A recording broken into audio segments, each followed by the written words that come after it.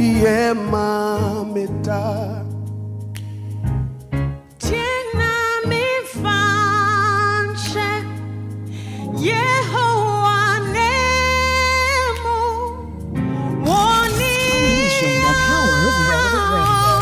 This is Citi 97.3. The Citi Breakfast Show. Rise above the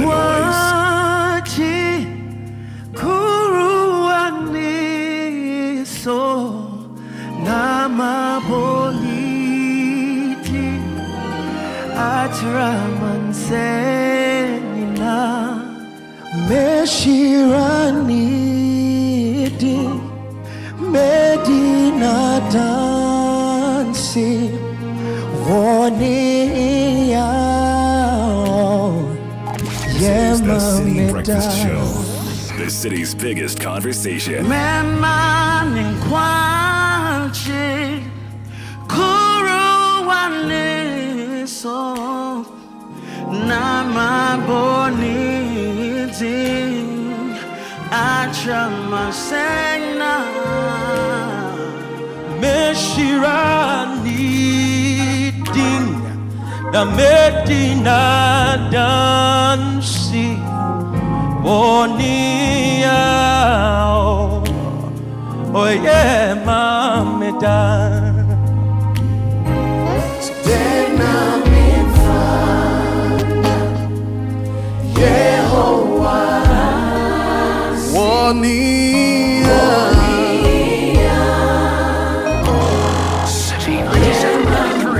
And I'm in function and I'm in function. Yehovah name. Bonia.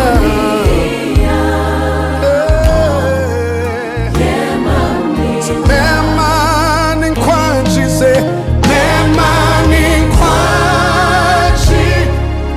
Guru and Nama. 6:32 Wednesday, September 4, 2024. Joe Metal, Kofi Usupepra. A powerful rendition of Psalm 116, 12 to 19. It says, what can I give back to God for the blessings He's poured out on me? I will lift up the cup of salvation. A toast to God. I will pray in the name of God. I will complete what I promised God I will do, and I'll do it together with His people.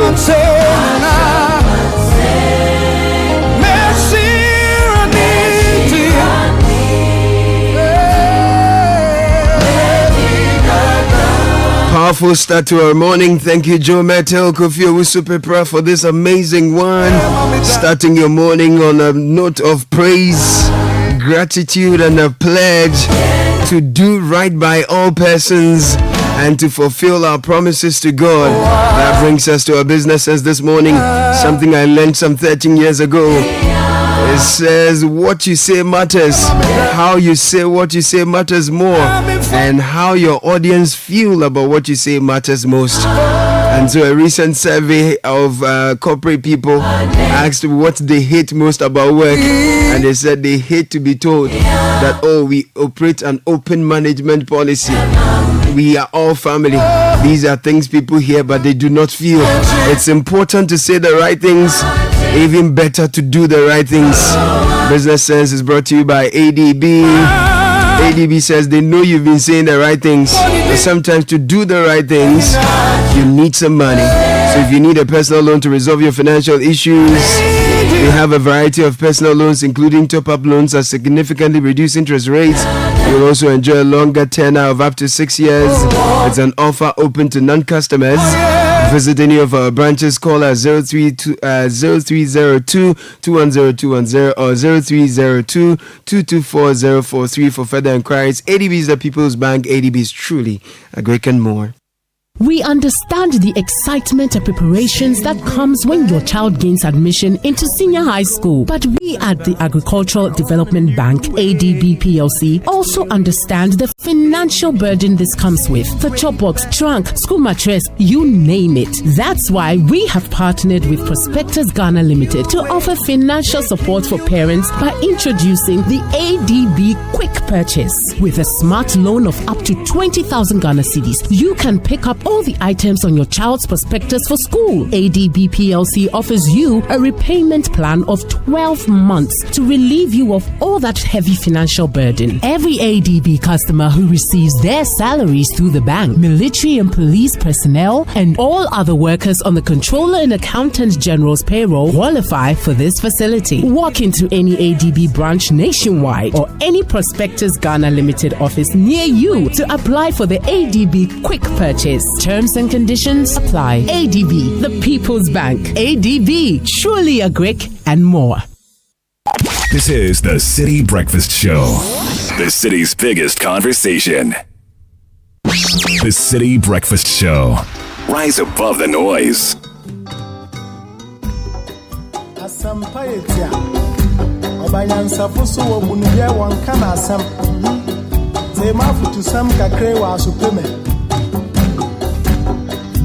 Yo, Kofi, oh man, yeah, woman.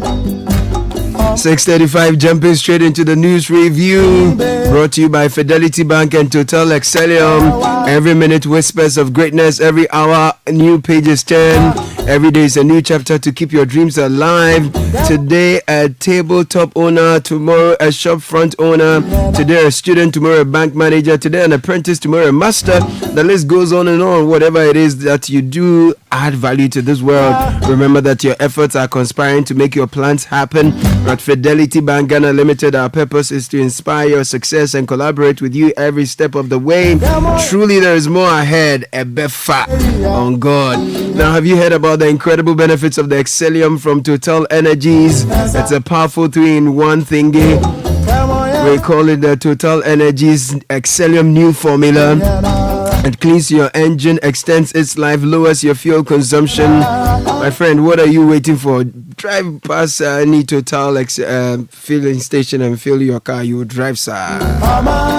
Richard de la Sky is in the building in a very reflective mood this morning. Yeah, for sure. Yeah. How is your vitamin M economy? Everything good? Everything okay? No. But we there inside. We there inside. Nathan. We there inside. Right now, it broke beyond broke. No, that's it. You know they give vim. You know you need oomph. You know. Then I'm gonna go. You know. No, Ebefa. You know, if you do that, poka, you have to go to. No, we do poka, sir. Oh my God. What's going on here? Listeners, I apologize. Nathan, good morning. Hello, good morning. No, Ebefa. NHIA is pumping some money somewhere. Yeah, they say they are paying some 800 million Ghana cedis in claims. Okay. And that's on the front page of the Ghanaian Times. Right. And we're told 400 million Ghana cedis will be paid today. So if you know some people who owe you within the system, actually, you know how to proceed. Also, Dr. Baumia woos voters in 4 constituencies in the Greater Accra region and demand your locked up funds. Mahama is urging victims of DKM microfinance collapse. And then the speaker is saying don't abuse provisions of constitution. Is admonishing MPs after recalling the House. Okay. The Daily Graphic also has the speaker here. It says Parliament recall drain on state coffers. Speaker is asserting. Okay. And there's a picture of Alban Bagbin here. CSOs Occupy Ghana demand enactment of COPO bill, COPO bill. Consumer protection. Yes. NHI releases 800 million cedis to healthcare providers. And 487 arrested over suspected Ponzi scheme. And on the back page of the Daily Graphic, this very worrying story from yesterday had me really sad in the afternoon. Father demands justice in O'Reilly Senior High School stabbing case. That's a Hey! tragic story, man. Really, really tragic. Really tragic. Hooliganism happening in high school. The Chronicle says this morning, police swoop on suspected Ponzi scheme gangs. A 487 arrested in Kumasi, as you said much earlier. And there are some photographs published on the front page, apparently detailing the physical features of the folks who are involved in this whole matter, allegedly.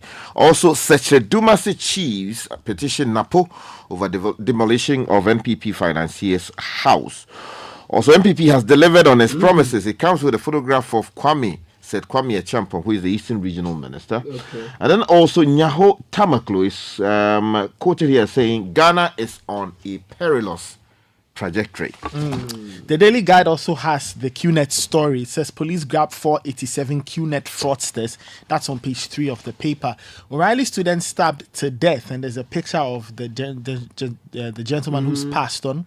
Badmin warns of Article 112 excessive use, and of course NHI releasing money to facilities. The Herald says ethnic favoritism engulfed Ghana's military promotions.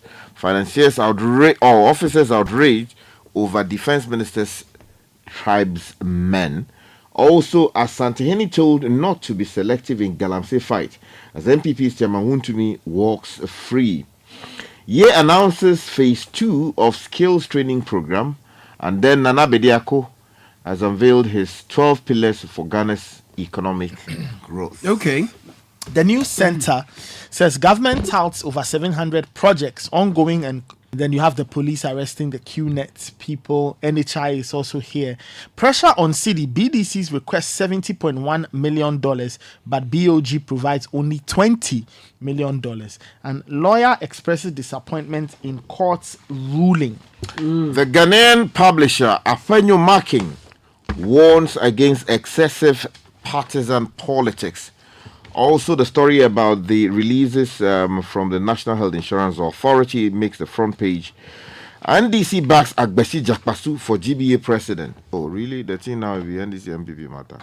And then Minister Lords Akufo-Addo's exceptional education record in the Eastern region. Right. If you go to the Republic Press, MPP NDC trade blows over Galamsey, and there are pictures of Frank Anodom, MP for Nsawama and Samuel Okujeto Ablakwa, MP for North Tongue here. GH soldier in trouble in alleged rape of 18-year-old lady, and O'Reilly students arrested for fatal stabbing of colleague. Plus, MPP set September 8 for Wale Wale Primary rerun. Okay. The Informer, alleged failure to prosecute Kufu appointees. Stop the lies against males. NDC elders warn Spiogabra. Also, Tumfo on fire. Crusade against Galamsey. As the Arocha Ghana raises red flag. Okay. Again, there's a story here about Baumia that says, let's preserve Ghana's peace. Baumia is urging all of us and come clear on free tertiary policy. Edu watch to Mahama. Okay. The Inquisitor says rerun of MPP primaries. Wale Wale delegates smiling, set to grab more goodies. that's what the Inquisitor is saying. They should rely on the old ones. Yeah. Cocobalt financial woes, government intervention, and 4.71 billion CD loss for BOG. So whom MPP is focused and alert despite MP's decision to run as independent candidate. And the FDA, FDA is cautioning public on adulterated palm oil containing hazardous Sudan 4 dye. Okay. Jomi is that? And The Daily Analyst. Okay. If you go there, the tragic story about the death of a student at O'Reilly Secondary School makes the front page, and it says murder at O'Reilly. Student stabs colleague to death. GJ President fires Atachia, demands public apology from MPPNP. And then also defending media freedom. Do more to protect journalists. Okay, and finally from me, the new publisher. 94 days to election. Right. Minority rejects voters register. Demands forensic audit. Drag EC or the drags EC chairperson to parliament over flaws. And then you have the O'Reilly SHS incident also here. On the front Finally, the Daily Searchlight says sinking the economy, part 9 of Kekwachi is busy serializing this story. Ghana Airport Company yet to collect 33.8 million Ghana cedi debt. Okay. So that's part 9 of sinking the economy. Right. And then also something in spite of debt, NPP commits Ghana to more expenses. Let me give you an online flavor very quickly. Channel1news.com. Channel1news.com. CSO slam Cabinet's reluctance to approve conduct of public officers bill. Police arrest 487 suspected members of the QNet Ponzi scheme. And then MPs must stop engaging in galamsey. This is Bagbane speaking. And I'm not dumped to NDC MPs on galamsey. You polluted water bodies more than us. I see. Yeah. Father of stabbed O'Reilly SHS student demands justice. There's that here as well. CitiNewsroom.com very quickly. It says don't divert drought relief funds to NPP sympathizers. Mahama to the government. We've delivered and will continue to do more. Deputy Finance Minister here. NDC will ruthlessly fight galamsey. This is Ablakwa speaking. And then also, some of you engage in galamsey. Stop it. Bagbing to MPs. If you go to myjoyonline.com, it says that Asantehene is the only leader showing the way against galamsey. Ken Ashigbe speaking. Frank Anodompre made it here as well. NDC polluted water more than us. If you go to All Africa, Nigeria charges #end bad governance protesters were treason. If you go to CNN, your days are numbered. It's not just Toyota and Volkswagen. The golden era of global automakers in China is coming to an end. And China kicks off major African summit as it seeks to woo leaders amid pressure from the West. So some African leaders have been bussed to China for, talks with the Chinese as they seek to, chart a new path as global leaders and development partners with Africa. Leaders of Africa. I thought they said they no longer will be based to places like that and that they will send representatives. Oh, they are there in their numbers. Really? Yeah. I see. The details. Let me take you to page 3 of the Chronicle. Police swoop on suspected Ponzi scheme gangs. People still never learn, yeah?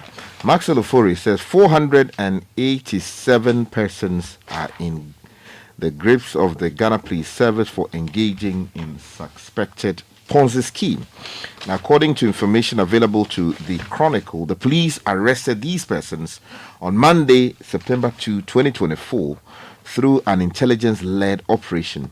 Now, the suspects, consisting of some 257 females and 230 males, the police said, are members of the Ponzi scheme known as QNet in Kumasi in the Ashanti region. Now, the suspects were arrested in a house located at Eduman near Kenyasi, a suburb of Kumasi. Now, the Chronicle's police sources said the preliminary investigations by the police established that the suspects, through the scheme, successfully enticed unsuspecting persons from various parts of the country under the guise of offering lucrative returns on the investments. Now, the police, according to the Chronicle, have been able to pick up the key executives of the scheme, and they are Jere Evelyn, Francis Pesa, Samuel Musa, Simon Yakubu, Thomas Kotua, Kwesi Nyabi, Benjamin Nsingma,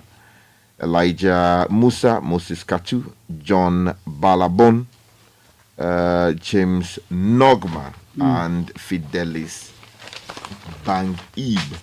They are currently in police custody and, according to the paper, assisting with investigations. Okay. Before Nathan comes in, there's a story that I want to draw to your attention quickly. If you go to page 11 of the Ghanaian Times, John Dramani Mahama is demanding that victims of the DKM microfinance collapse should demand their monies from the state. The story is on page 11 and is by Julius Yaupetich. It says, former President John Dramani Mahama, the flag bearer of the NDC, has asked victims of the DKM microfinance collapse to demand their locked up funds. Now, at separate community engagements in the Nkranza North constituency on Monday, day one of his campaign tour of the Bono East region, the former president told residents at Dromankese and Nkranka that the Vice President, Dr. Baumia, was an idea of persons who masterminded the financial. Baumia has an idea of persons who masterminded the financial fraud on them. Really? Now, the former president based his argument on an alleged recent engagement between Vice President Baumia, the flag bearer of the NPP, and owner of the company, who Mr. Mahama said is neck deep in his campaign. So, Mahama is suggesting that the people who were the key architects behind the DKM thing are embedded in Dr. Baumia's campaign team. I see. Or whatever. So they should demand their money. So if there's something like that, please let us know so that we'll send a report there to collect the money. Okay, Daily Guide was Daily Guide saying this morning. Well, if you go to Daily Guide, page 6, the story from O'Reilly SHS, really, really worrying story. And it says a tragic incident unfolded at O'Reilly Senior High School on Monday when an 18-year-old final year student, Edward Bokete Saki, was stabbed to death by a fellow student following an altercation. The victim was enrolled in the school's general arts department. The altercation reportedly occurred on campus after Edward had completed an exam. Eyewitness accounts indicate that a fight broke out between Edward and a visual arts student named Godwin over a dispute regarding wealth. Now, Edward's cousin recounted the events leading up to the fatal confrontation, and it says that, well, they overheard the two gentlemen fighting. She thought it was trivial, only to find out later that they accused the teachers of doing little to separate them, but the teachers pushed back to say that they had warned them to desist from the altercation. Actually, it started from a hostel close by. It's some murky stuff. If you go to the back pages of the Daily Graphic, the father of the deceased. I think we need to establish the circumstances surrounding the death of the young man. Yes, it's important. And if there are school leaders who ought to have known better and ought to have acted to prevent what happened, if we can establish their culpability or their lack of action which led to this, we should hold them responsible. Because when parents send their kids to school, the expectation, a legitimate expectation they have, is that the school would at all material times, as reasonably possible, ensure their safety. So that if something is happening and you saw it, what would a reasonable teacher do in the circumstances to ensure that life is not lost or no harm is done? We understand that some of the students have some weapons, for example, like knives and scissors and all that. You understand? And you have a situation where in the particular case, the argument is that all the teachers have is to caution the students and tell them, do not do this, do not do that, and that kind of thing. So when the students fail to listen to them and they take things into their own hands, then it goes beyond them and they are unable to do much. I don't think that's been the argument for some time now. So it's something we can get into. There are more stories. For example, Galamsey, you polluted water bodies more than us. Anodompre to NDC MPs. Frank Anodompre, Majority Chief Whip and Member of Parliament for Nsawoma Dojiri, has asserted that the National Democratic Congress was more culpable in polluting the nation's water bodies than the governing New Patriotic Party. This statement comes amid discussions on illegal mining, popularly known as Galamsey, which is severely impacting the country's resources, particularly its water bodies. During an emergency sitting of Parliament in Accra on Tuesday, Mr. Anodompre stressed, "I was very happy when the minority leader challenged us that we would debate this matter and the culprit will be mentioned. In fact, we are ready to debate now. If we are to look and investigate both sides of the house, you have had the opportunity to rule this country before. I can tell you, you polluted the water more than us. You polluted the water more than us. So let's get matters straight." This is Frank Anodompre in Parliament. Everything yesterday. that happened in Parliament yesterday regarding this particular matter, especially the tragic ones, the comments that we heard, they show that our MPs are not fit for purpose. Some of them, all of them. No, I'm not talking about all of them. I referenced exactly the comments, the tragic comments. So look at it within that context. It tells everyone that they are not fit for purpose. Because you don't sit in Parliament, you pass laws. Which laws you expect that the right people would enforce. And if you know people who are doing galamsey and you are in Parliament, call them out, report them to the appropriate institution, and hope that something gets done about it. Otherwise, drag them to the appropriate committee and let's have if the people are members of parliament. The speaker was admonishing some of them that those who are engaged in galamsey should stop it. And here we these are serious allegations that require much more than just comments on the floor of parliament. We reduce it to again to NDC, MPP. We did better, you did worse again. While the water bodies remain polluted. Fishes are dying, people are dying in pits and all of that. Such level of irresponsibility. Anyway, if you go to page 4 of the Inquisitor, we do know that the court or a high court in Tamale has stated or ruled that the New Patriotic Party's parliamentary primary should be rerun in that constituency. And the paper, the Inquisitor, is saying that the joy of the delegates is because they are going to cash in on the contestants once again. Now, there are credible reports that both candidates in the annulled primaries shared cash and other goodies to the delegates, and the rerun brings the delegates another opportunity to grab more. The party has set the date for the new primary to be the 8th of September, as the date for the primaries and emissaries just after the ruling on Monday started with intense work on the ground. So that's what the Inquisitor. If you go to channel 1 news.com, CSOs are not happy with cabinet's reluctance to approve conduct of public officers bill. The coalition of civil society organizations and Occupy Ghana have released a joint statement expressing deep disappointment with the cabinet's reluctance to approve the conduct of public officers bill coupled for enactment. This response comes after repeated assurances from both President Akufo-Addo and the Attorney General that their bill, first introduced in 2008 and revised in 2022, would be passed in there. Would wrap up quickly with say one international one.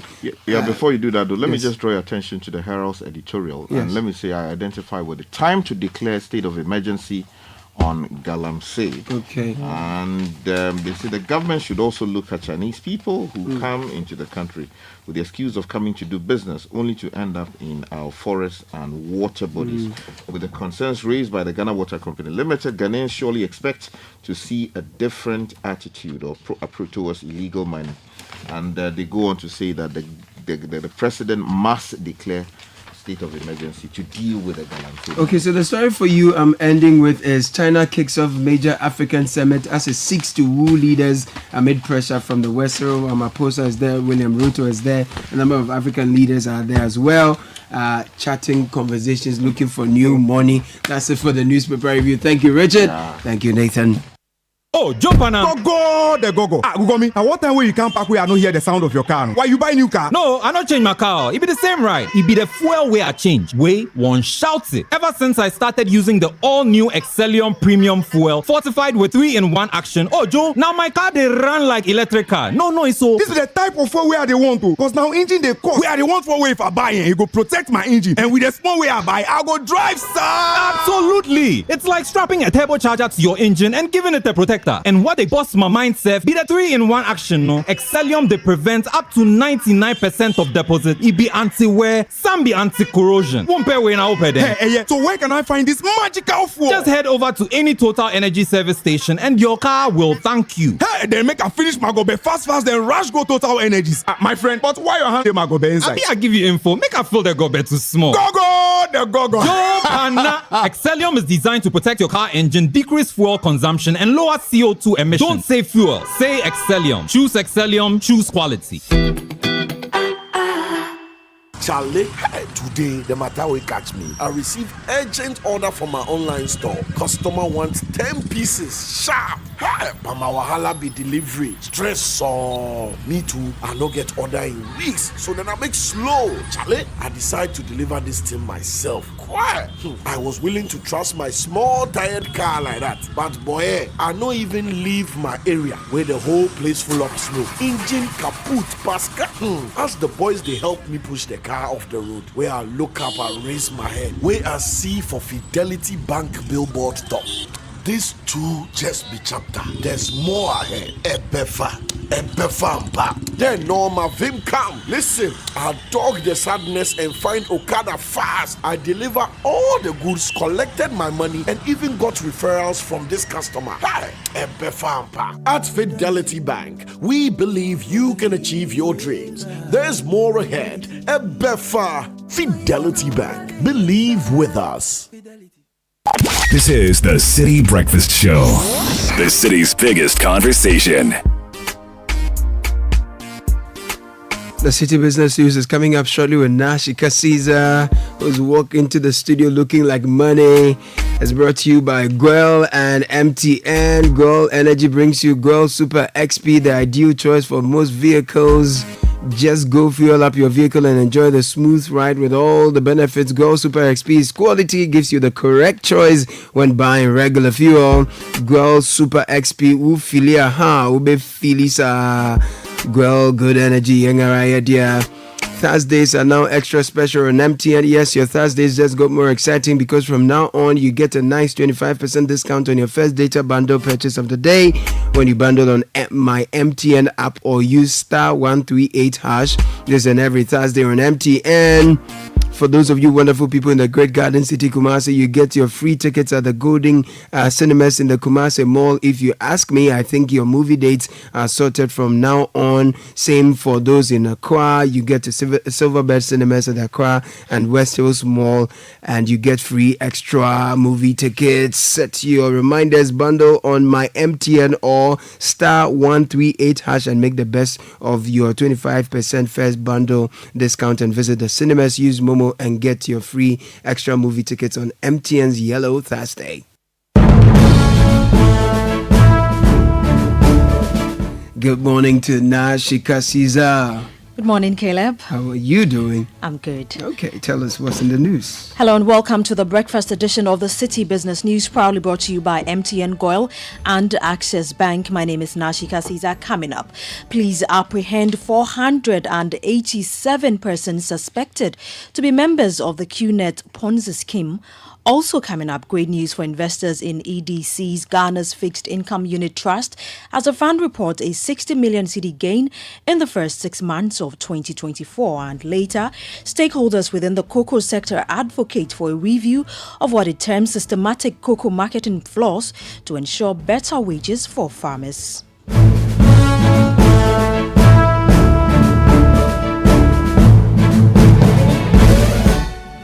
We settle for the details of our stories now. A total of 487 individuals suspected to be QNet Ponzi scheme members are currently in the grips of the police after being arrested in Kumasi. The Ghana Police Service in a statement says preliminary investigations established that a suspect through the scheme successfully enticed unsuspecting persons from various parts of the country under the guise of offering lucrative returns on their investment. Exhibits retrieved from them include registration documents and other materials bearing the QNet logos. The police have urged the public to remain vigilant against such schemes and report any suspicious activities to law enforcement authorities. Away from that, investors in EDC Ghana's Fixed Income Unit Trust may be heaving a sigh of relief as the fund reported a gain of 60 million Ghana cedis in the first 6 months of 2024, a significant turnaround from the 181 million cedi loss recorded the same period of last year. But what does this mean for unit holders? We have more in the following News Desk report. For the half year ended June 30, 2024, EDC Ghana's Fixed Income Unit Trust increased its interest income from 116 million cedis to 147 million Ghana cedis. According to the half year report, the fund's profit was largely driven by a significant reduction in total expenses, which dropped from 53 million Ghana cedis to 22 million Ghana cedis. This cost cutting led to a net interest income exceeding 125 million cedis for the period. As a result, there was a 185 million cedis net increase in net assets from operations, a stark contrast to the 118 million cedis negative position recorded last year. Earlier in 2024, some EDC Ghana investors expressed concerns over the impact of delayed redemption payments and urged the company to address the issue promptly. The current turnaround reflects the effectiveness of EDC Ghana's strategic adjustment and operational improvement. The return to profitability serves as a strong indicator of the company's resilience brought about by effort to streamline operations, reduce costs, and optimize revenue streams. This sets a positive trajectory for future growth and stability of the EDC Ghana Fixed Income Unit Trust. That was a Business News Desk report. Now, in a bid to ensure reliable power for the country, stakeholders within the energy sector are advising the government to set up systems to keep Ghana's first small modular nuclear reactor running smoothly. This advice follows Ghana's agreement with Regnum Technology Group from the US to build this new reactor, aiming to use nuclear technology for cleaner energy. Energy strategist Dr. Yusuf Sulemana tells Citi Business News that putting the right systems in place will help the plant operate efficiently. If we talk about reliability, nuclear power plants or reactors are quite reliable, especially if they run efficiently. They are self-generative. They can, once you put in the radioactive material, close it in, and the reactor is efficient, it can run for an elongated period of time without any need for maintenance, as long as we can contain the meltdown. If they are proven efficient, yes, they will be able to help in our energy generation mix, especially if we have multifaceted sources from which we can get our power plants from. And I can tell you, if we have different sources where, the conventional thermal power plants, not the other renewable like solar, if you can have nuclear entering the generation mix, there will be a kind of competition, and competition always drive efficiency, and that will be in a long way help our energy generation mix, as long as they are run efficiently and as long as the safety concerns with respect to nuclear plants are handled efficiently. That was Dr. Yusuf Sulemana, who is an energy strategist. Moving on, the Ghana Civil Society Cocoa Platform is calling for a review of what it terms systematic cocoa marketing flaws within the cocoa sector to ensure farmers realize the full benefits of their work. They're also pushing for the upward mid-term revision of farm gate prices due to the volatile nature of the currency, and also minimize cross-border smuggling of cocoa beans mid-season. In an interview with Citi Business News, a member of the group, Francis Taylor, said this will enable local cocoa farmers to remain motivated and competitive in the sub-region. Cocoa farmers are expecting between 65 to 70% price. That is minimum. Okay. So we are even expecting that the price should go up more than 70%. Looking at the price on the world market. After last season, once the cocoa season begins, it was $3,100 per ton. It rises to $12,000 plus per ton. Averagely, when you calculate from last year up to date, the averagely cocoa price on world market is $3,100 and something dollars. When you convert it into Ghana cedis, one bag of cocoa should be more than 7,000 Ghana cedis per bag. And looking at other costs that cocoa board absorbs, staffing, and other services that they give to farmers, per those calculations, we think it's good for cocoa boards to give farmers more than 3,500 cedis per bag, looking at the cost on the world market. And secondly, this year, cocoa board is even having challenges of getting money to pre-finance the cocoa buying in the country, which means that LDCs have to go and find their own money to buy, which we are also saying that it's a challenge for a local LDC. Francis Taylor is a member of the Ghana Civil Society Cocoa Platform. Away from that, the Precious Minerals Marketing Company PMMC says it is liaising with security forces to curb the smuggle of gold and other precious minerals disguised as jewelry. According to PMMC, some individuals turn natural resources such as gold into various forms of adornment to avoid detection by authorities through airports and other exit points of the country. Speaking to Citi Business News at the opening of the PMMC Jewelry Limited new shop along the Spintex Road, the managing director of PMMC, Nana Akwesiwa, says stringent measures have been deployed through collaboration with national security to curb the trend. Those guidelines are there, and the national security has been implementing it for years now. In fact, before those guidelines were developed, they used to conduct arrests. And there are people who smuggle gold through those means. They buy the dory and then they just formulate it, smelt it into maybe a belt hook or some trinket huge on their necks, or some chains or some bangles. But then when you get there, it's only a ploy to use those means to be able to send the gold out. National security will stop you, and when they stop you, they bring it to us to do the assay, to ascertain the quantity and the purity and the value of that. If it's up to a certain value which is permissible for it to go, they will let it go. But if it's beyond that value, that permitted value, then you would have to go through the right processes in order to carry out the exports. Nana Kwesi Ewa is Managing Director of the Precious Minerals Marketing Company, PMMC. Now, on the forex market today, the dollar could be sold to you at 16 cedis for pesos, the British pound at 21 cedis, and the euro at 18 cedis. And that's it for the breakfast edition of the Citi Business News, proudly brought to you by MTN, Goil, and Access Bank. My name is Nashika Caesar. Many thanks for spending your time with me. Do have a great business day. For over 60 years, Good Energy has served you top quality fuels. Goil brings you Super XP for a smooth ride. It is available in Goil stations nationwide. Goil Super XP is fortified with special additives which help your engine perform better and use less fuel.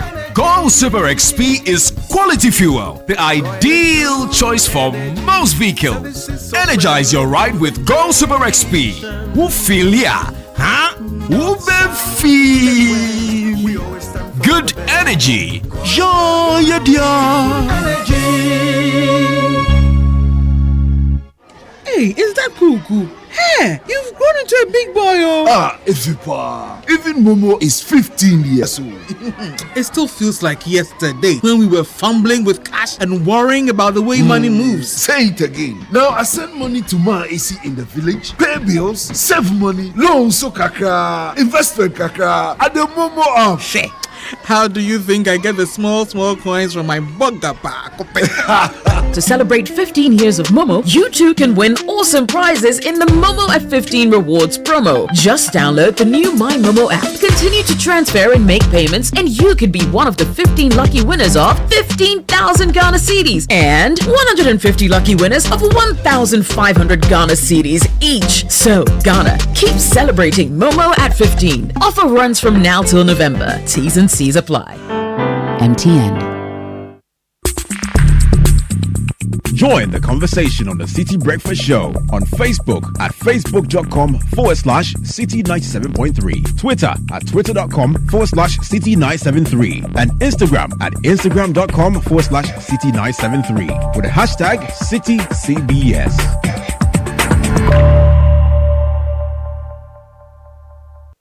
The Citi Breakfast Show. Rise above the noise.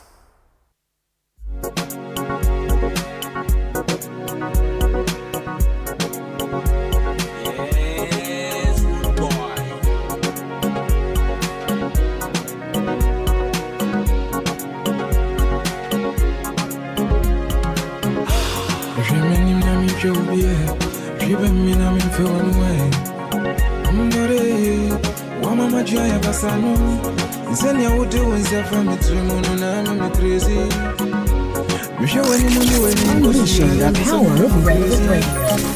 This is Citi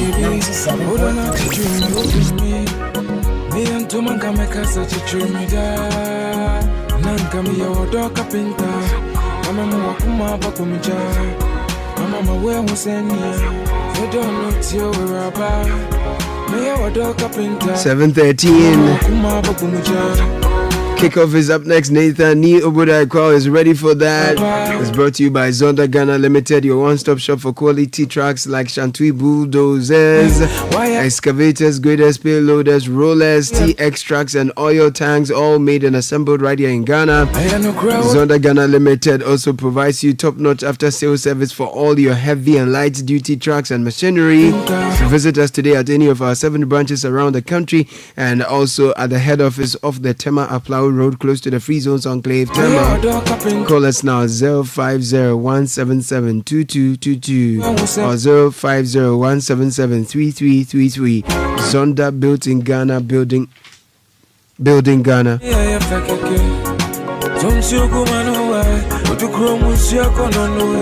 And let's say good morning to Nathan Kwao. Hello, good morning. Good morning, Mr. Kwao. Yep. Let's get into kickoff for the headlines. Black Stars continue their preps for Angola in Kumasi, and we'll find out how teams are getting ready for the upcoming Ghana Premier League season, which starts on Friday. And I give you the latest updates from the Big Apple as the US Open gets to the business end.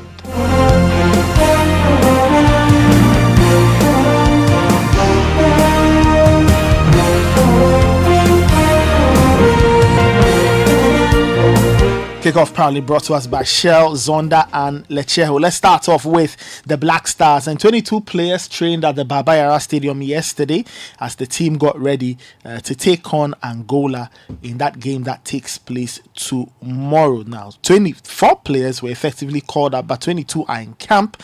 Jordan Ayew and Elisha Owusu, they are expected to join the team later today. So you have players like Lawrence Atizigi, Jojo Wallacott, Frederick Asari, Thomas Partey, Antoine Semenyo, Tariq Lamte, Ibrahim Osman, and so many others training at the Baba Yara Stadium under the supervision of the Black Stars technical team led by Coach Otto Addo. And they play Angola tomorrow in the first game of the AFCON 2025 qualifiers. Later today, they have their final training session, and then tomorrow it's game time at 4 p.m. Let's hear from the Ghana Football Association's Communications Director, Henry Asantichum, giving some updates on the team that is currently in Kumasi. At the moment, we have 22 players in camp. 22 players traveled from Accra to Kumasi. The only two absentees are Jordan Ayew and Elisha Owusu. They will arrive in Accra tonight at 10 p.m. and then they will join us here in Kumasi tomorrow morning. The coaches decided to include one more player, Forsen Amankwa. So Forsen arrived this morning, and so he's part of us here. We've had the likes of Mohamed Kudus, Kingsley Schindler, Abdul Mumin, Inyaki Williams, Lawrence Atizigi, Ali Duseidu, Salisu Mohammed, and a host of others joining us last night. So, and then this morning, Joseph Pintel arrived. So we traveled with 22 players, and the other two will join us tomorrow. So that's Henry Asantichum, who is the Ghana Football Association's Communications Director, speaking there. Let's stay with national teams and the Black Princesses, Ghana's female under-20 team. They are currently in Colombia taking part in the under-20 FIFA Women's World Cup, and they will train today ahead of Thursday's game against Japan. Now, for Yusuf Basigi's side, they lost 2-1 to debutant Austria earlier this weekend. They will hope for a better return when they take on the mighty Japanese, who seem to have it all figured out at this level. Let's stay with some more football. And the Ghana Premier League's new campaign starts this Friday. We hear from Asante Kotoko's Emmanuel Entry, who is sharing his thoughts ahead of Kotoko's opener against Karela at the Nashiriga Sports Center in Tamale. He's confident that things will work out well for the Porcupine Warriors this season, especially under the guidance of Prosper Nate Ogum. Yeah, the mood in camp is very positive. I can assure you that the players, everybody is ready to, grab the 3 points on Sunday. And that's what we are looking forward to. Everybody is prepared. Everybody wants to, put up his best performance to, just grab the 3 points and make our supporters and the coaches proud. So yeah, that's what we are trying to. Basically, we are all ready. Yes, the squad is very good. Like everybody has his quality, and I would say we really have a quality players. Honestly, I won't lie about that. And everybody wants to play. This kind of sounds like this a team. We don't have a first 11. Let me put it that way. Everybody wants to improve each and every day. Asante Kotoko player Emmanuel Entry speaking there ahead of the start of the new Ghana Premier League season, which starts on Friday. Let's move away from football, and the Minister for Youth and Sports, Mustafa Isifa, urged the Ghana Arm Wrestling Federation to collaborate with the Ghana Education Service and introduce the sport in schools. Now, he was speaking after Ghana did very well in Moldova, where Grace Menta made history by winning gold in the women's 80 kg category, becoming the first Ghanaian to secure a world championship title.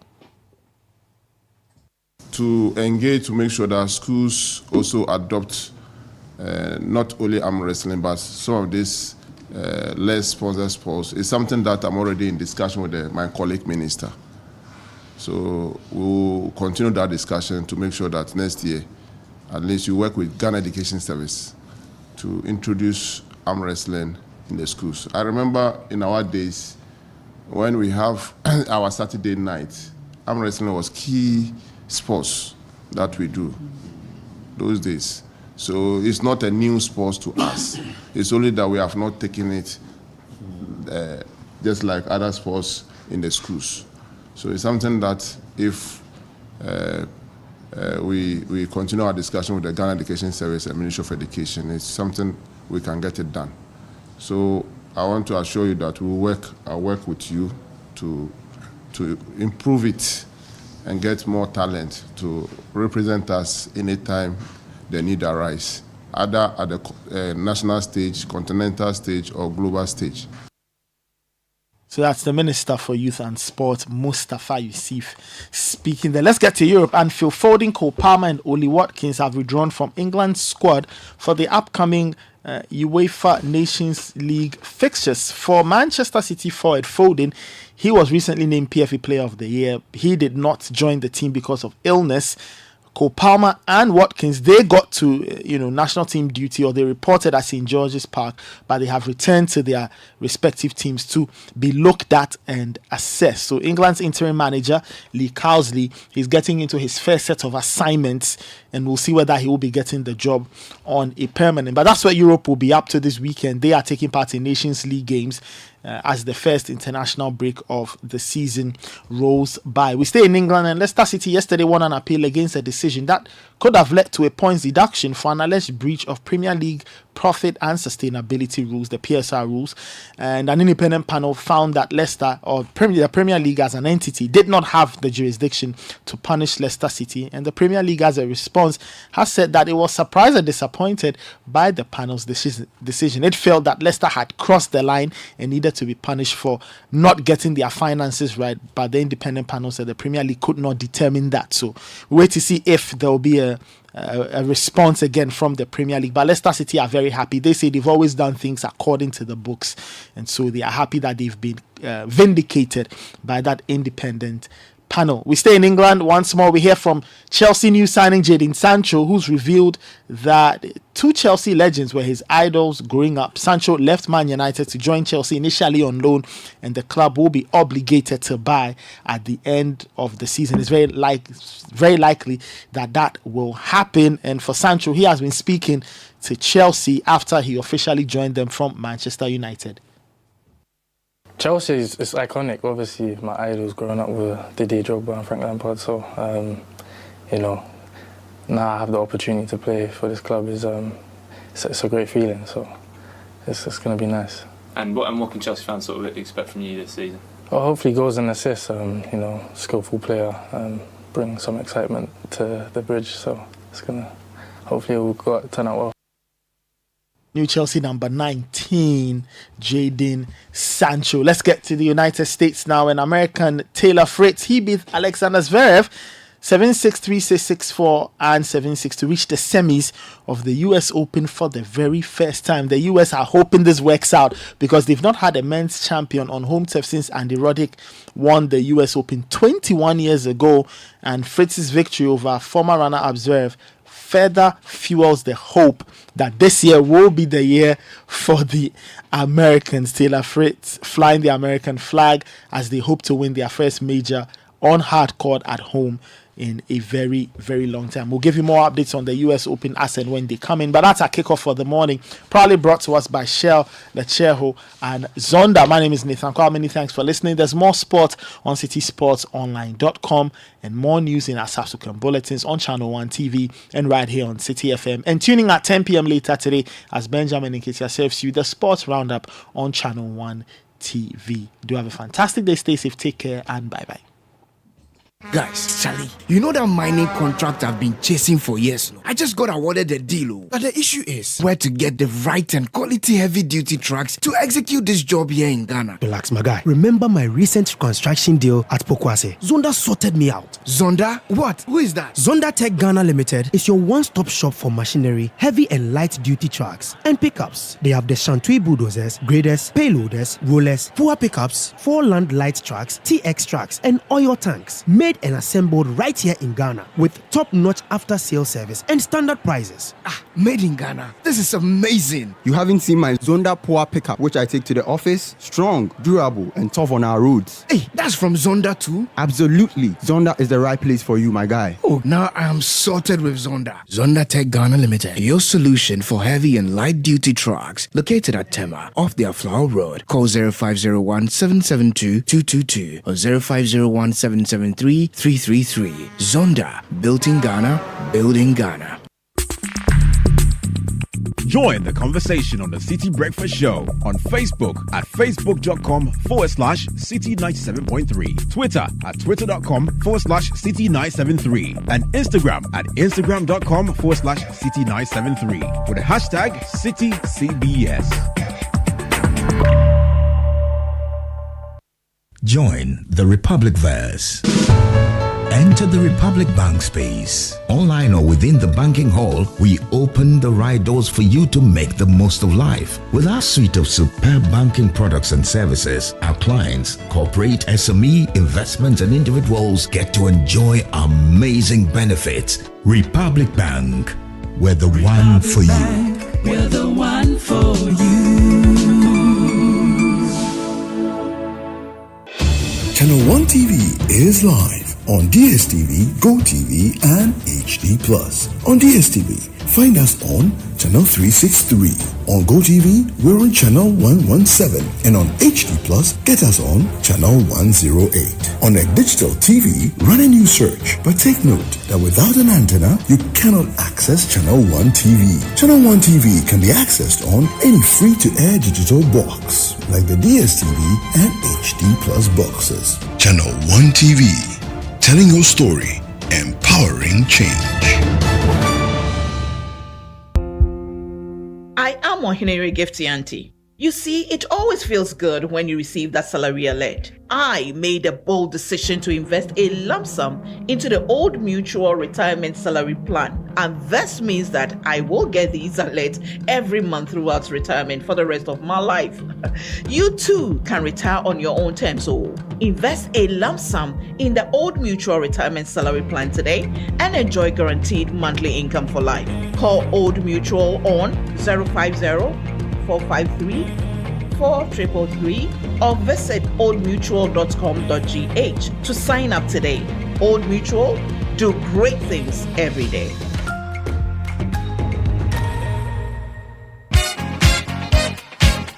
This October, come join us for a night to remember. The Old Swesconians Association cordially invites you to the annual all-year groups dinner dance. Yes, the date is Saturday, the 12th of October, 2024, and the time is 4 p.m. through to 8 p.m. I can't wait for the dinner dance this year. It's always so much fun. And the venue, it's at the Channel 1 TV Gardens. It looks so amazing. Yes, Swesco will be at the Channel 1 TV Gardens in Tesano, Accra.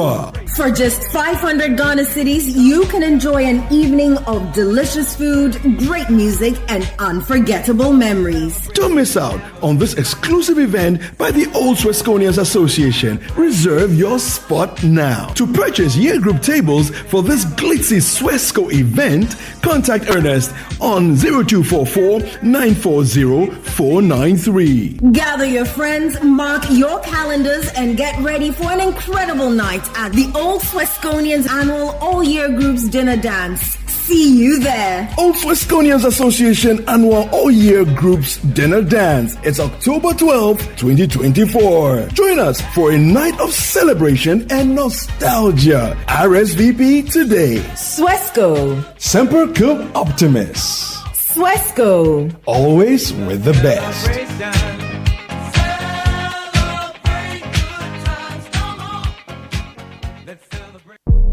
We started with a vision of a future where innovation is at the forefront of business operations in Ghana. We saw a world where technology is no longer just a tool, but a seamless extension of our lives, making business processes easier, faster, and more efficient.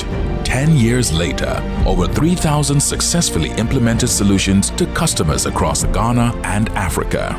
Tennessee has solidified her spot as the leading IT solution company in Africa. It is indeed beyond our dreams. We celebrate 10 years of tenacity, mastery, and leadership. Happy 10th anniversary to Tennessee Professional Services.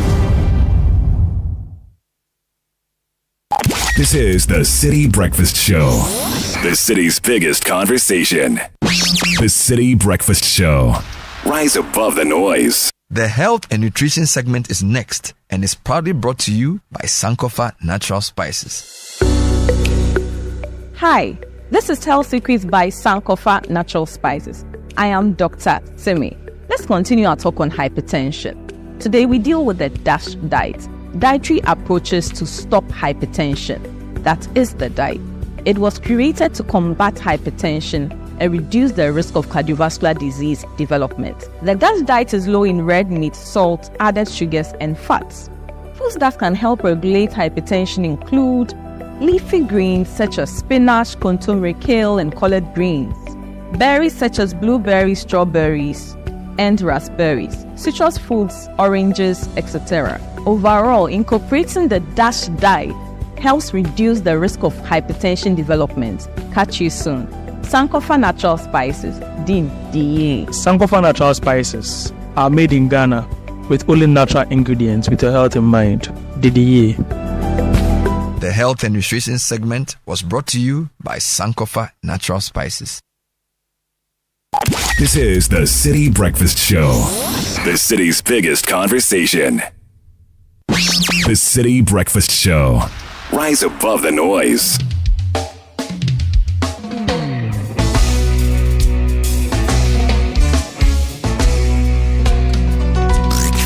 Unleashing the power of relevant radio. This is Citi 97.3. Citi 97.3.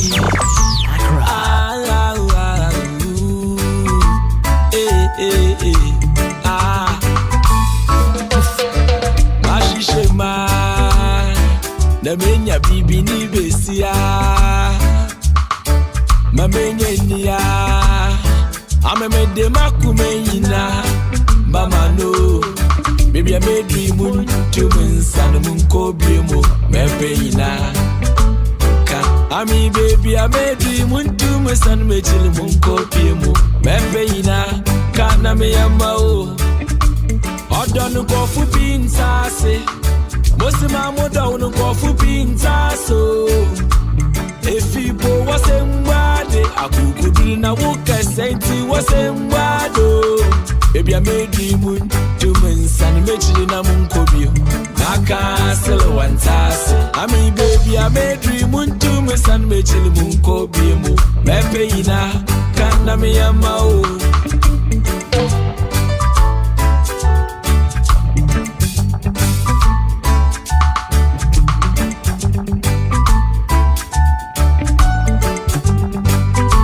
7:32 a.m. We call this the Citi Breakfast Show. I mean, my feel pepper soup, no, your love chicken. Kofi Kinata, he calls it if you come love.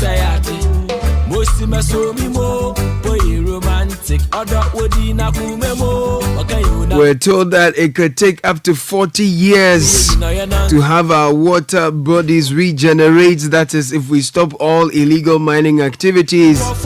The issue of cyanide and mercury in our soils and waters causing cancers for unborn and living.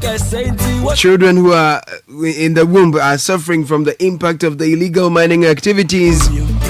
Our representatives were called back to the House of the People and they've been engaging in discourse.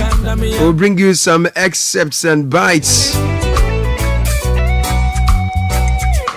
And students in school are engaging in activities of hooliganism, leading to the death of one, others injured.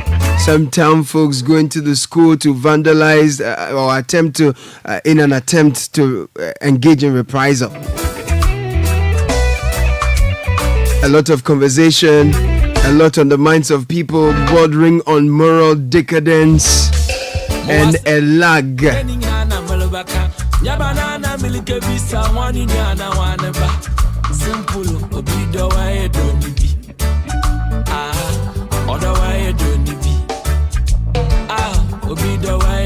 Checking of responsibilities. All of it on this network. 0549986996 is the number you can send your thoughts. If today is your birthday, let us know. A special someone you want to celebrate, we are happy to do that for you as well.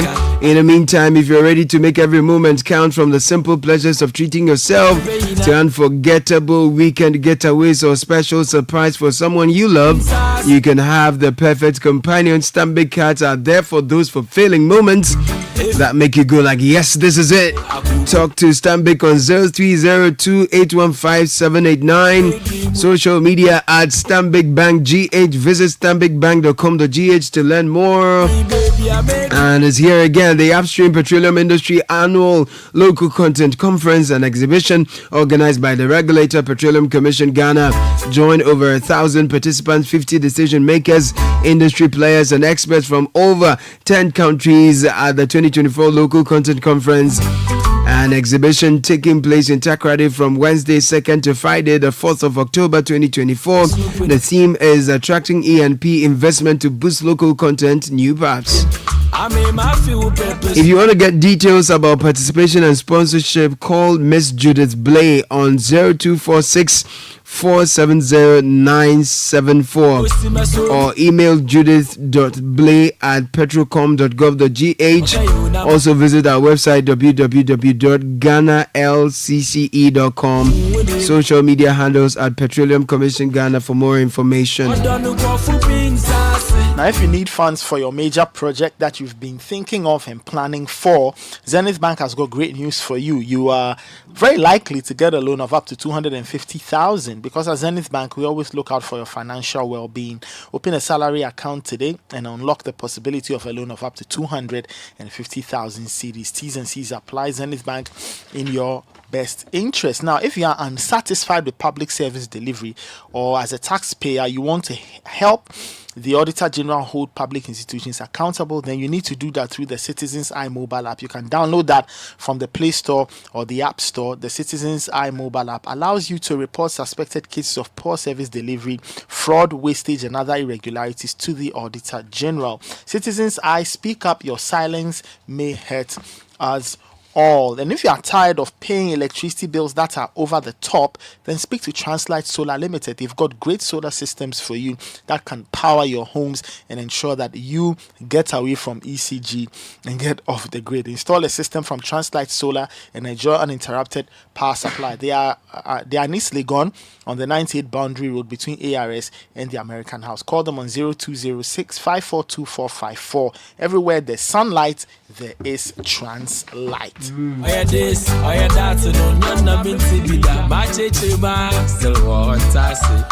Now imagine launching your career and starting your own business or embarking on advanced studies within 6 months of graduation. At Ashesi, that's nearly every graduate's reality. From Accra to Nairobi, London to New York, Ashesi graduates are noticed and they are leading successful careers regardless of what you choose to study. And Ashesi Education gives you a strong foundation for life. Visit ashesi.edu.gh to learn more about the Ashesi Advantage. Remember, admission is ongoing.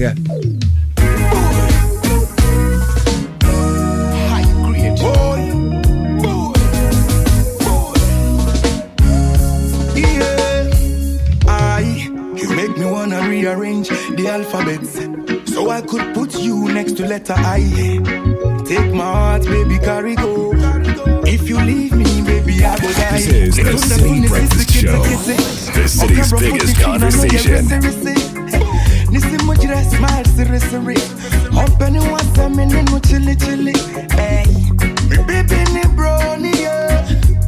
Golden tree chocolate, yeah. Me try to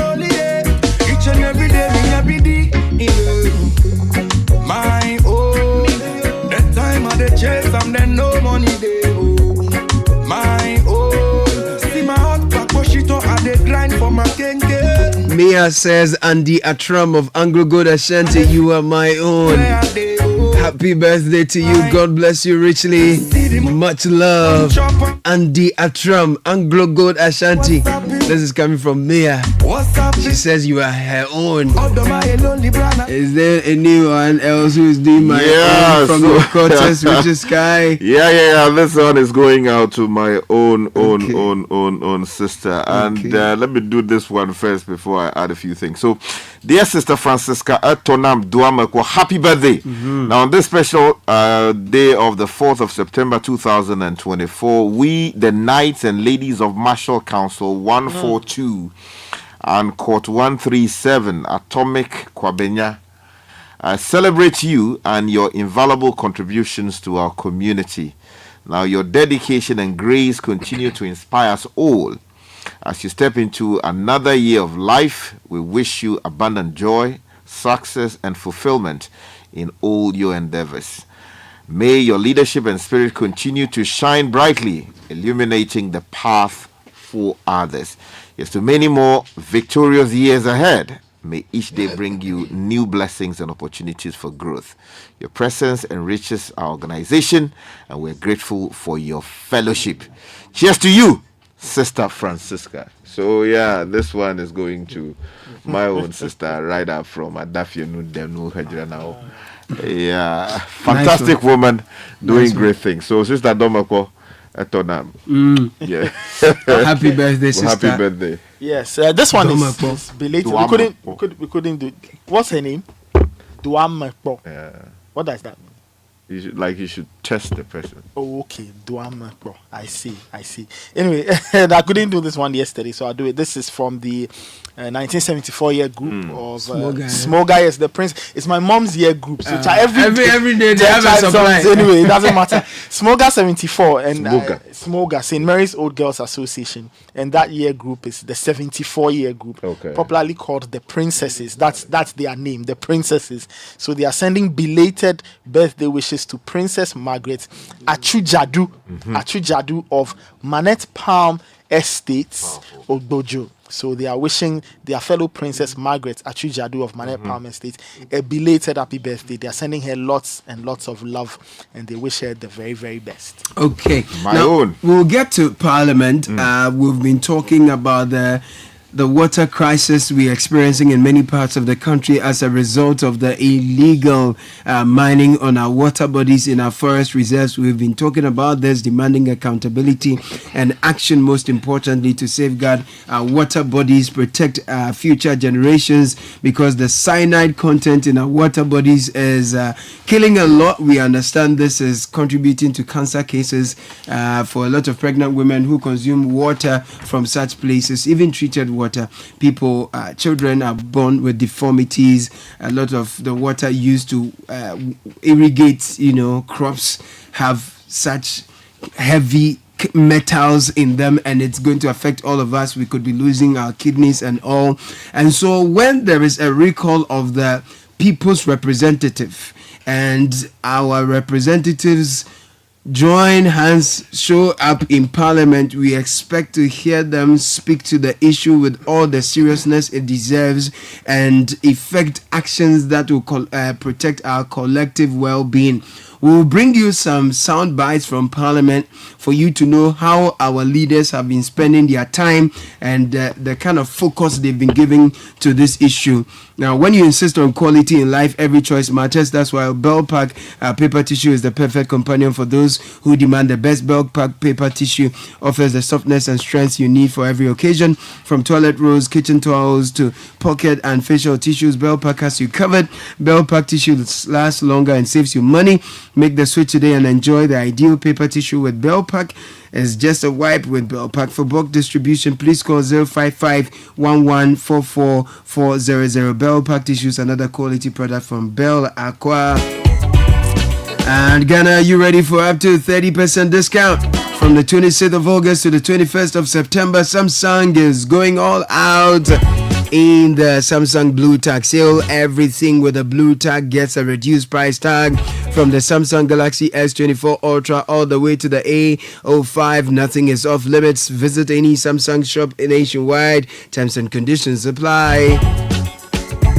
Now, the new order of retirement is here. You can now retire on your own terms with a guaranteed monthly income for the rest of your life. Simply invest a lump sum into the Old Mutual Retirement Salary Plan today and start receiving monthly income to enjoy the perfect retirement. Get in touch with Old Mutual. Visit their website, oldmutual.com.gh, or dial *789*01# to request a call. Old Mutual do great things every day. And the Ghana Fruit and Vegetable Fair 2024 is here again. It's happening from the 5th to the 7th of September, 10 a.m. to 5 p.m. each day, and it's done by the Horticultural Business Platform in collaboration with IDH and Ghana Vegetables, with funding from the Royal Netherlands Embassy. If you want to get more info, you want to register, call 0503-536-138. Come and patronize fresh fruits and vegetables for good health. Attendance is free. See you there.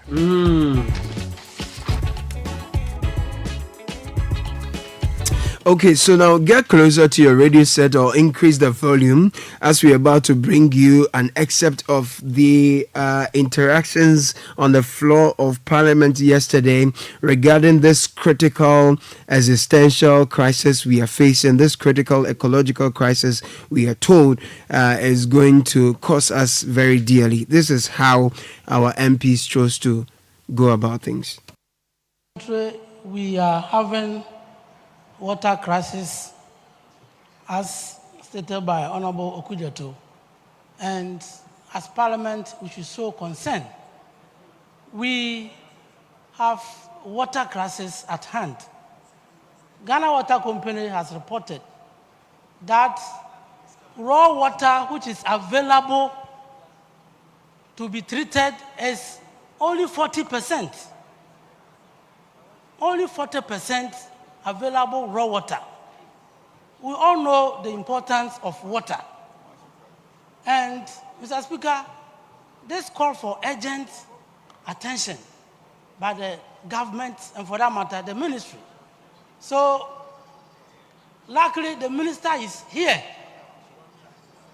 I want to add my voice to the call by Honorable Okujeto that by tomorrow, the minister should appear before Parliament to brief us what they are doing to address these serious problems.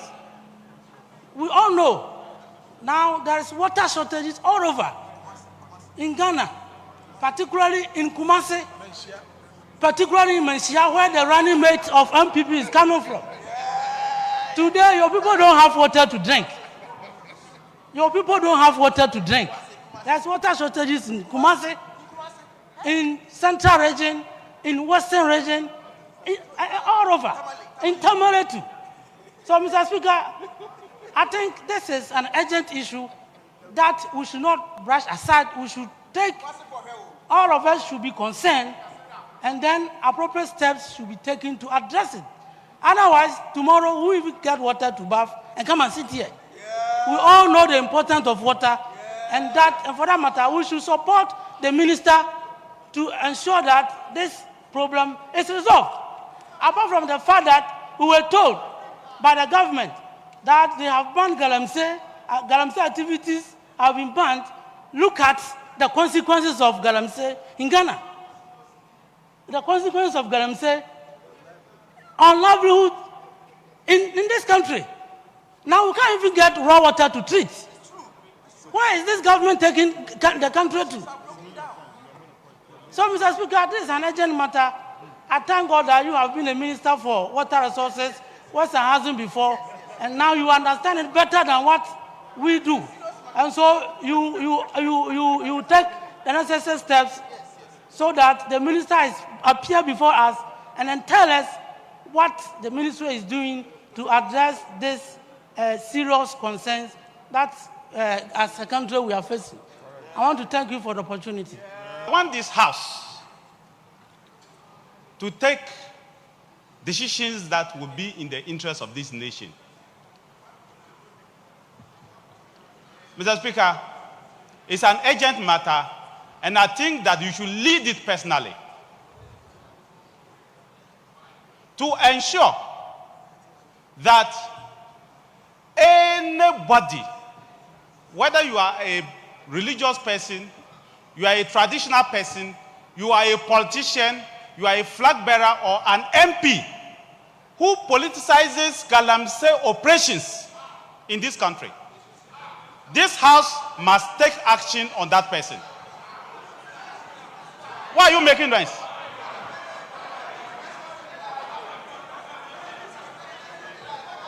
Mr. Speaker, this House should take drastic measures against any individual who politicizes Galamsey matters, who is promising the youth of Ghana that if you vote for me, I would allow you to do Galamsey.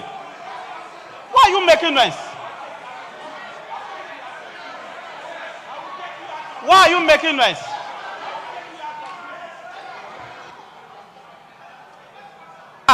I want this House to take a partisan posture against any individual. In fact, we should invite any individual to this House. We should invite any individual we have on video in this House who is promising the people of Ghana, especially the young people of Ghana, that if you vote for me, I would allow you to do Galamsey. Any politician who is inciting the young people of Ghana, I'll take you out of prison if you vote for me. Mr. Speaker, that is one sure way of ensuring that whichever government is in power can fight and make sure that this canker is taken out of our body politics. We have the power to protect Ghana, and we have the power to protect our people, to protect the unborn ones. There are some things we can do politics with, but Galamsey should not be one of them. So, Mr. Speaker, I want all the people, I will provide evidence, videos of all the people, and we should invite them tomorrow to this House and make them answer publicly. Whether they are NDC, they are MPP, they are CPP, I don't care. But I will do that. And any one of you who has a video or evidence that somebody is doing that, bring it to the Mr. Speaker.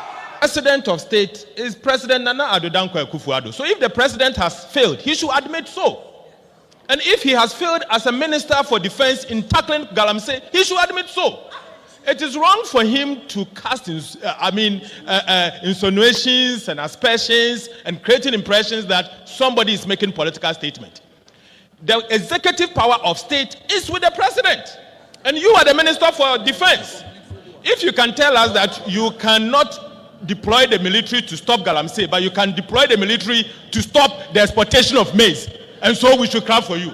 Mr. Speaker, the issues we are talking about, they are serious issues. Our livelihood is threatened.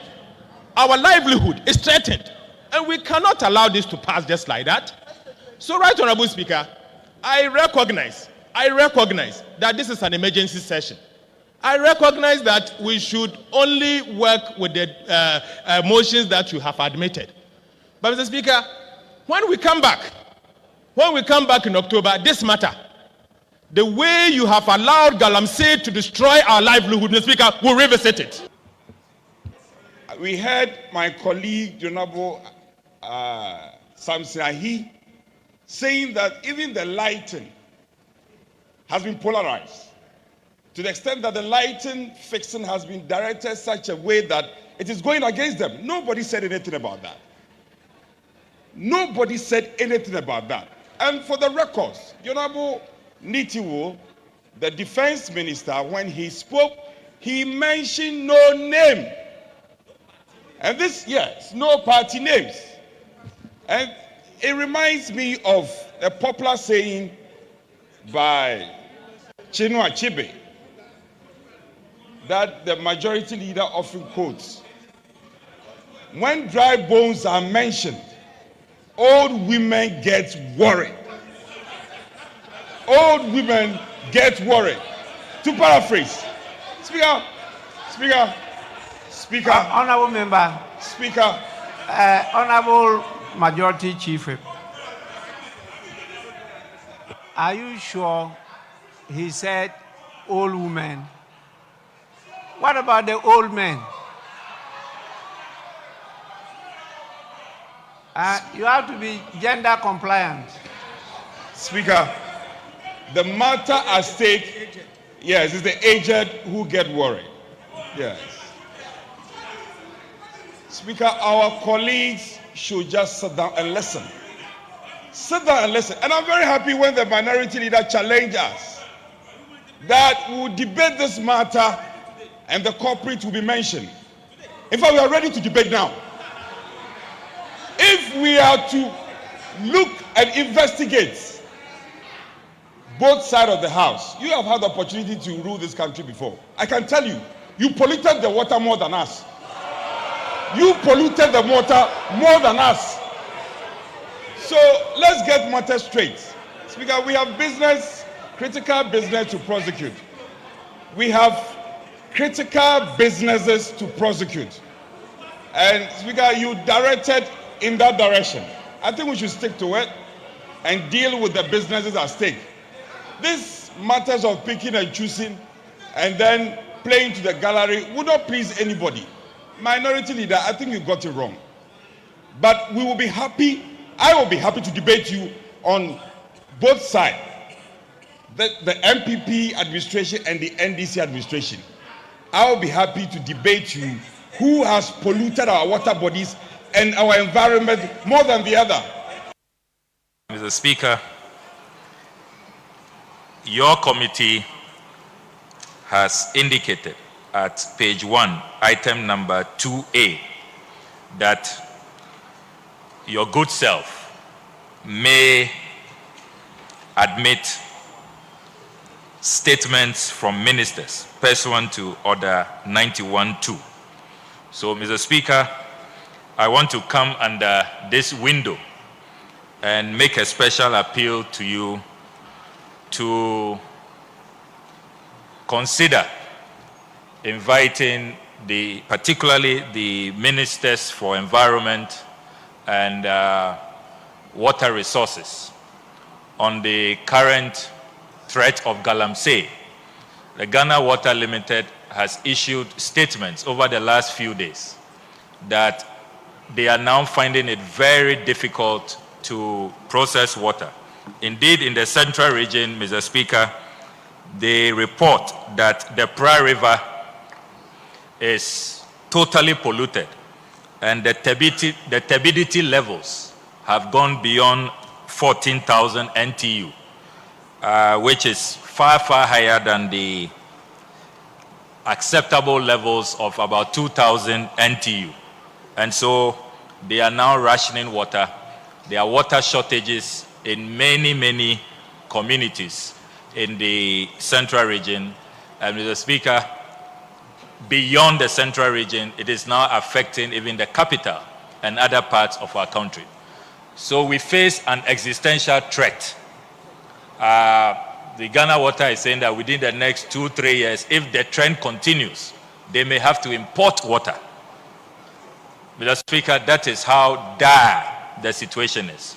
So I want to appeal to your good self, Right Honourable Speaker, if you can direct that before we rise, these 2 days is good time to get the ministers responsible for the environment and for sanitation and water resources to appear before us and apprise us on what is being done to combat Galamsey, to stop the menace, and to protect our water bodies. Because, Mr. Speaker, it does appear that apart from the Volta River, all our rivers are gone.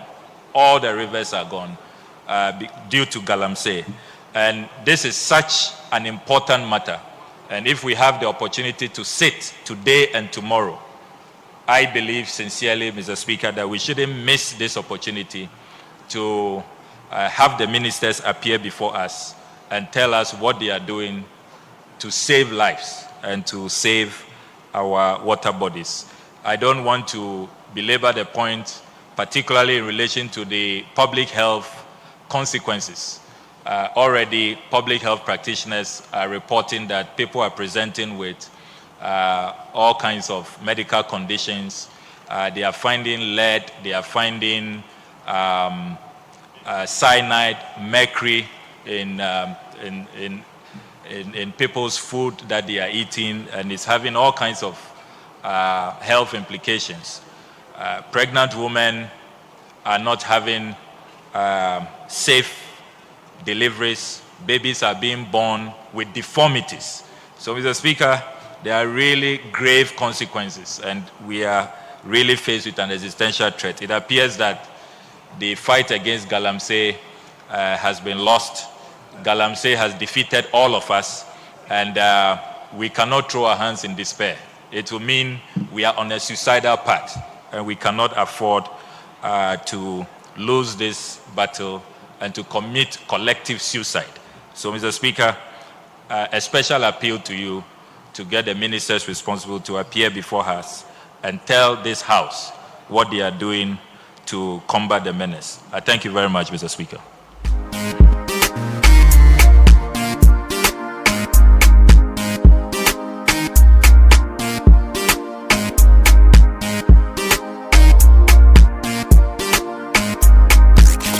Unleashing the power of relevant radio.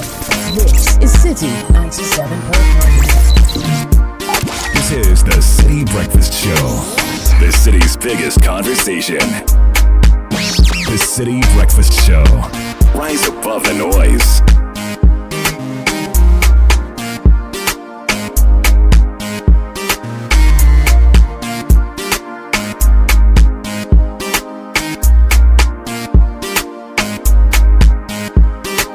Okay, Vex Matters, we'll get into them.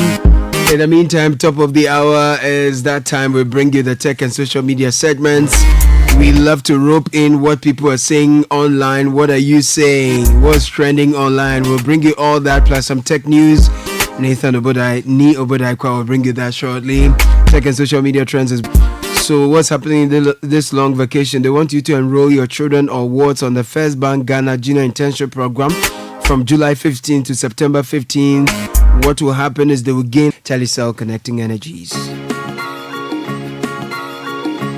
So let's jump to the tech and social media trends now. Nathan Kwa, what's trending? Well, from yesterday till today, Stop Galamsey now is sitting in number one spot on the trends. People are talking about that, and you can imagine that comments from Parliament have also added to or have propped up this particular theme. So it's sitting number one on the trends.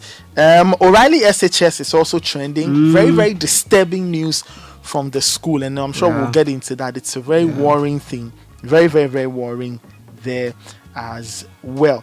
If you go to other things that are trending on the music side, Daddy Lumba is trending together with Shatawale and Sarkodie. All of a sudden, there's a conversation as to who has more hits. Oh, okay. So Charles Niema. Yeah, so people, the Shatawale one are saying that he has more hits. Oh. So that's also generated a conversation. Really? So Daddy Lumba. How many songs has Let us give honor. How many? Did he claim that he's done something better than Daddy Lumba? Not necessarily. Is he him a claim? No, not necessarily. Oh, then there's no problem. That's for the fans, you know, Rita Mali said, who feels it knows it. And what they need more help with, and then adapt their lesson plans for the term. So it looks like they are gradually expanding the frontiers or pushing the frontiers of what AI can do. And the latest is that now they are bringing teacherless classes to help with GCSE exams or GCSEs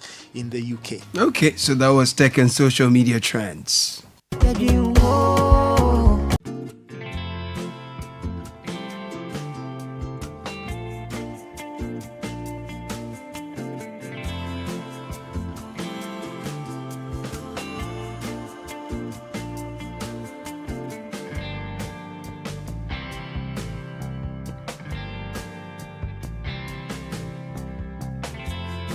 You further, ideal for most vehicles and fortified with special additives to help your engine perform better and consume less. It's available at many Goil stations nationwide. Goil Super XP.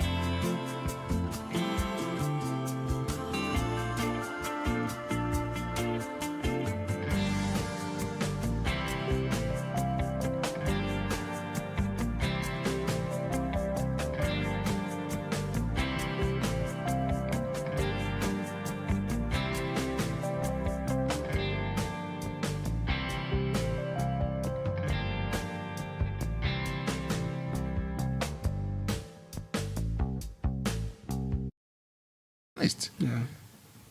But we have turned a blind eye to all the laws, and we are encouraging people to stop. They won't stop.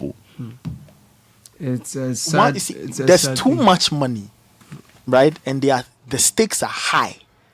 So the laws must be biting enough to stop people from doing it, even away from the criminality of it.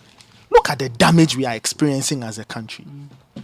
And for me, that is where I get disappointed with Parliament and the MPs, because these things are not happening in other places. They are happening in Ghana, in towns and villages, in forest reserves that reside in constituencies, and the MPs supervise these constituencies.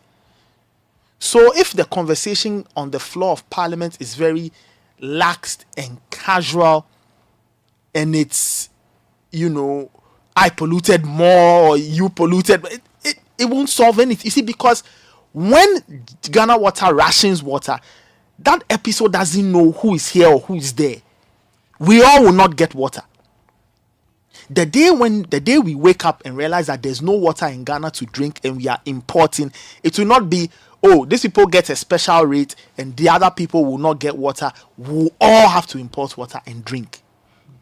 When you listen to the pathologists and the medical people talk about children being born with defects, those defects don't know party colors.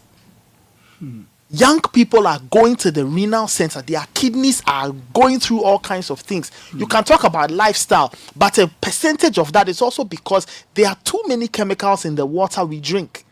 Why? Because Ghana Water has to put in a lot more effort to clean up the water from rivers and water sources.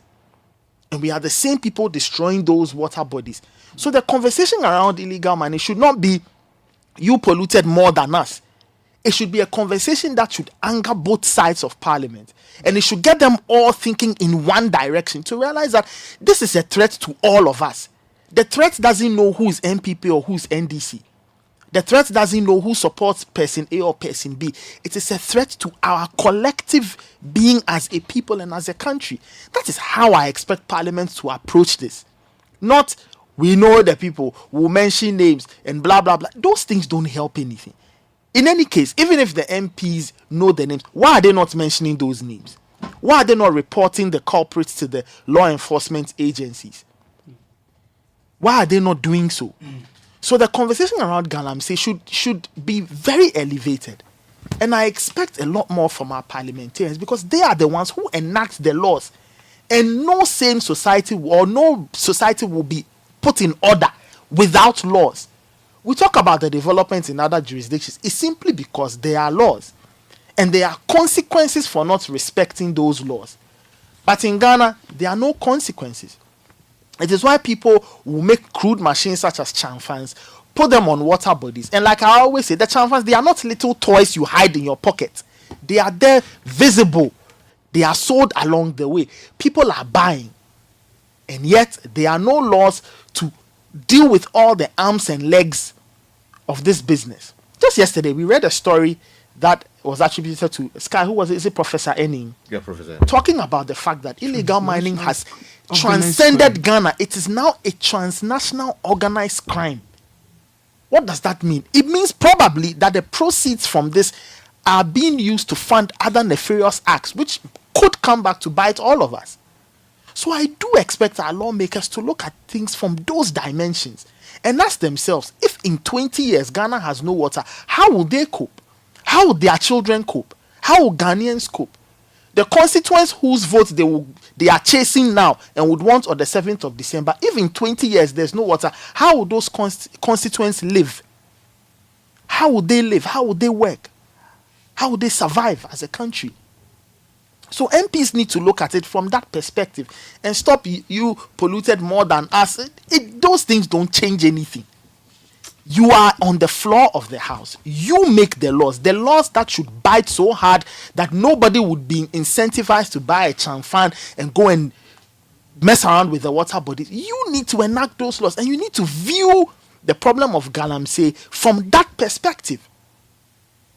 And to the presidential candidates too, they also need to see it from that perspective. and realize that if they do not deal with this, if we don't handle this, today it is water rationing, and it's been happening on the quiet. People don't have water. Over the weekend, we saw the release from Ghana Water, a central region. Tomorrow is another region. Other regions have been experiencing this on the quiet for months. Tomorrow, it could be us. Now, if you don't have money to either drill a borehole, buy a tank, or buy water, you are in serious trouble. Yeah, water poor. So we need to elevate the conversation and need to understand it from a nationalistic perspective, that it is us Ghanaians. The MPs should not think that, or the people in authority should not think that, when we say Ghanaians, it's us, and then the citizens, they should suffer. No way. Today, you might have the resource to buy water or get a poly tank or drill a borehole. You may be able to do it because you have access to power, you have access to money. Tomorrow, when you are far away from that pot, what will you do? What will your relative do? So I really expected, and I do expect better from our MPs. They need to look at it from a very, very different dimension and stop this, you polluted more than us and we polluted less, you did more. Those things, they don't help anybody. They do not help anybody. Sky, I'm going to bring you in and ask you, is it that the importance of this crisis is lost on our MPs? How do we get them to grasp it and treat it with the seriousness it requires? Or is it truly that we cannot rely on them to champion this agenda because really and truly they may be partisan, or two, as the speaker mentioned, they may be complicit?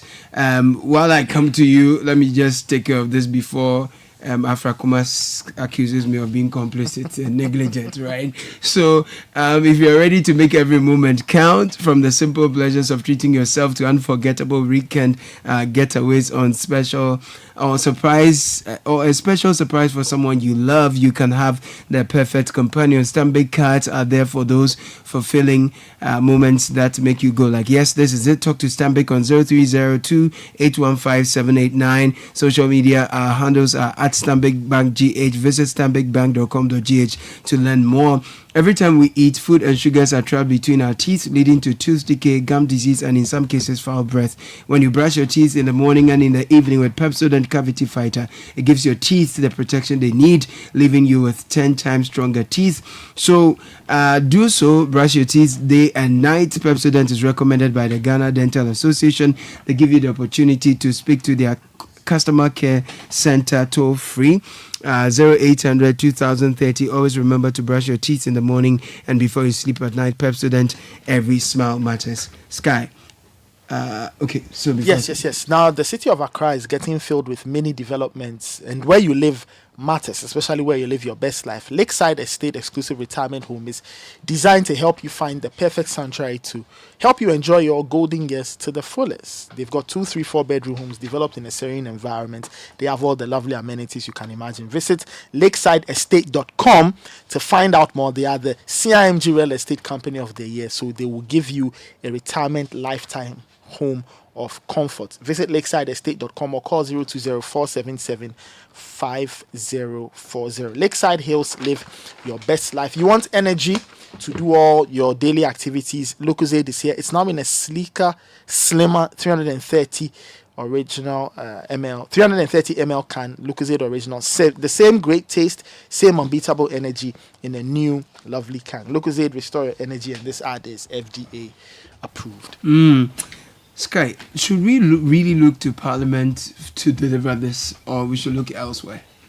Are they too partisan? Can they not bury their differences and approach this from a nationalistic point of view? Thank you. The evidence from elsewhere suggests that when it matters most, lawmakers are able to set aside whatever political colors may have brought them to their lawmaking chamber, and then deal with the issues that collectively undermine our individual and collective existence as a people. You see that in other jurisdictions like the UK, you see that in the US, you see that in Canada, Australia, you see that in some other countries, including, Kenya, where recently there was a huge storm over how the government was misbehaving, and MPs had to now reassess the situation and take steps to deal with it in a way that their people will be happy about. As to whether their people are now happy is an entirely different matter. But the evidence is there from other jurisdictions that when it matters most, you behave responsibly. Now, what happened yesterday? The Honorable Okujeto Ablakwa seized the opportunity provided by the recall of the House to draw the House attention, particularly the Speaker's attention, to a matter that was affecting all of us: water supply undermined by the activities of illegal miners. And he was asking that Parliament, being the institution responsible for executive oversight, should take responsible action to deal with the problem, because Ghana Water was complaining. Now, that was a responsible call from a lawmaker concerned about what was happening across many parts of our country.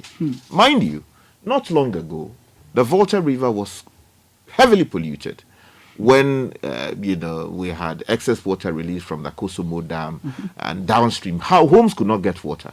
So we had to send water there in droves. Private people needed to do it. Public people, public bags of water. Bags of water. Many people supported. The Honorable Okujeto Ablakwa, with the support of people he leaned on, also had to send water to address the needs of the people of the affected area. So you understand what it means to him.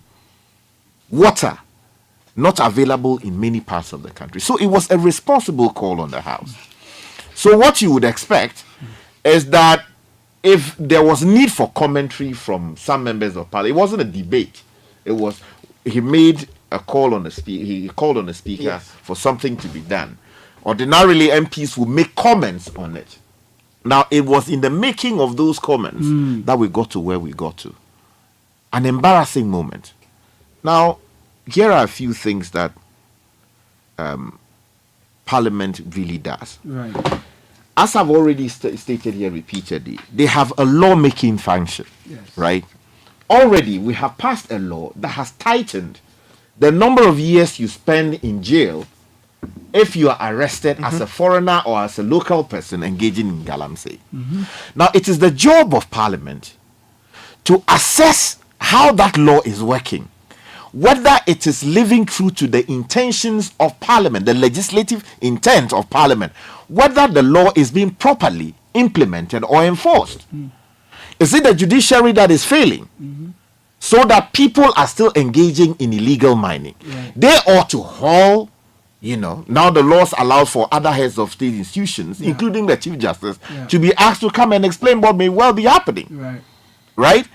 The Attorney General, whether the Attorney General is properly prosecuting people, those are questions that Parliament can haul the Attorney General to come and answer.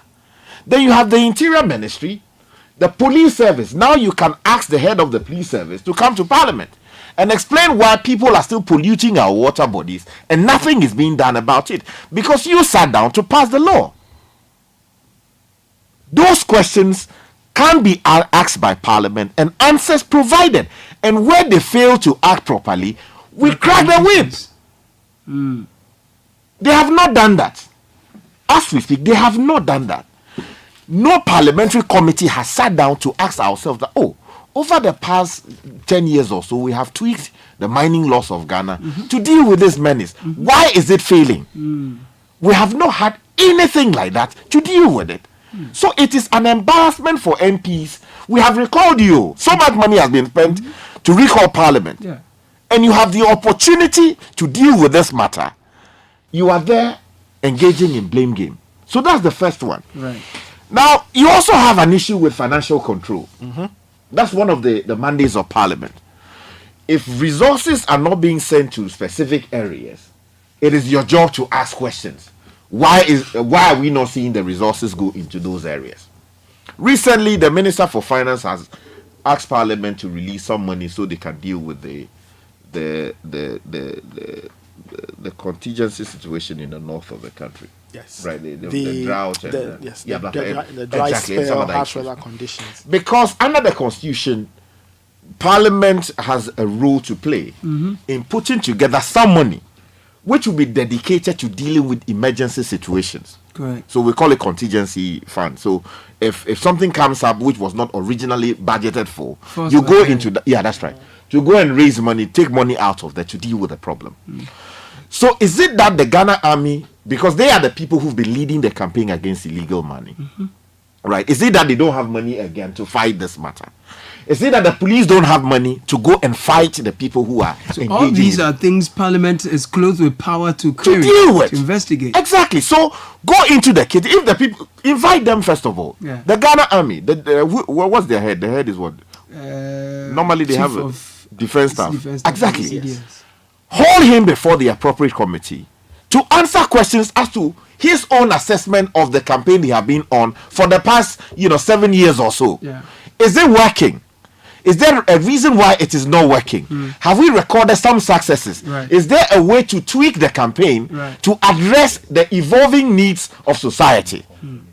And are there gaps in funding and all of that? Right. If there are gaps, you find the money to fight it. Right?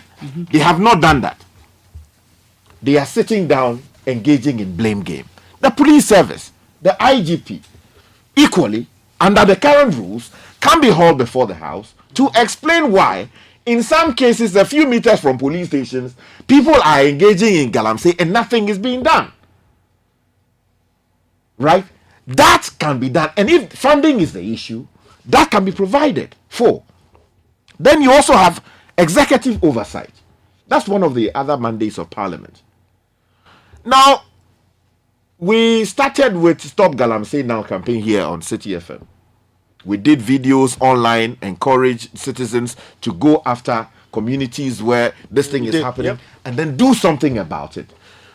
The president seized the moment and said that, okay, he was going to deal with it. He was putting his presidency on the line, stopped illegal mining activities across the country, announced that they were putting a stop on small-scale mining activities across the country for some time. Then something started happening. All of a sudden, the thing died out. Now, it is the job of Parliament, right, to have investigated how the executive handled the whole matter. Why is it that it has fizzled out? There should have been a parliamentary sitting, a committee sitting to look into this matter. So much money was spent, tractors were bent, earth-moving equipments were bent. In the process, people lost money, all kinds of things. We have not had a parliamentary inquiry as to what exactly went on and whether it was productive and whether we used our resources properly. Have people been wrongly affected? The community people where the illegal activities are going on, we have not invited them to Parliament to air their grievances as to why they cannot stop the illegal mining, or in their view what we can do to ensure that they have alternative livelihoods so that they don't go into these spaces.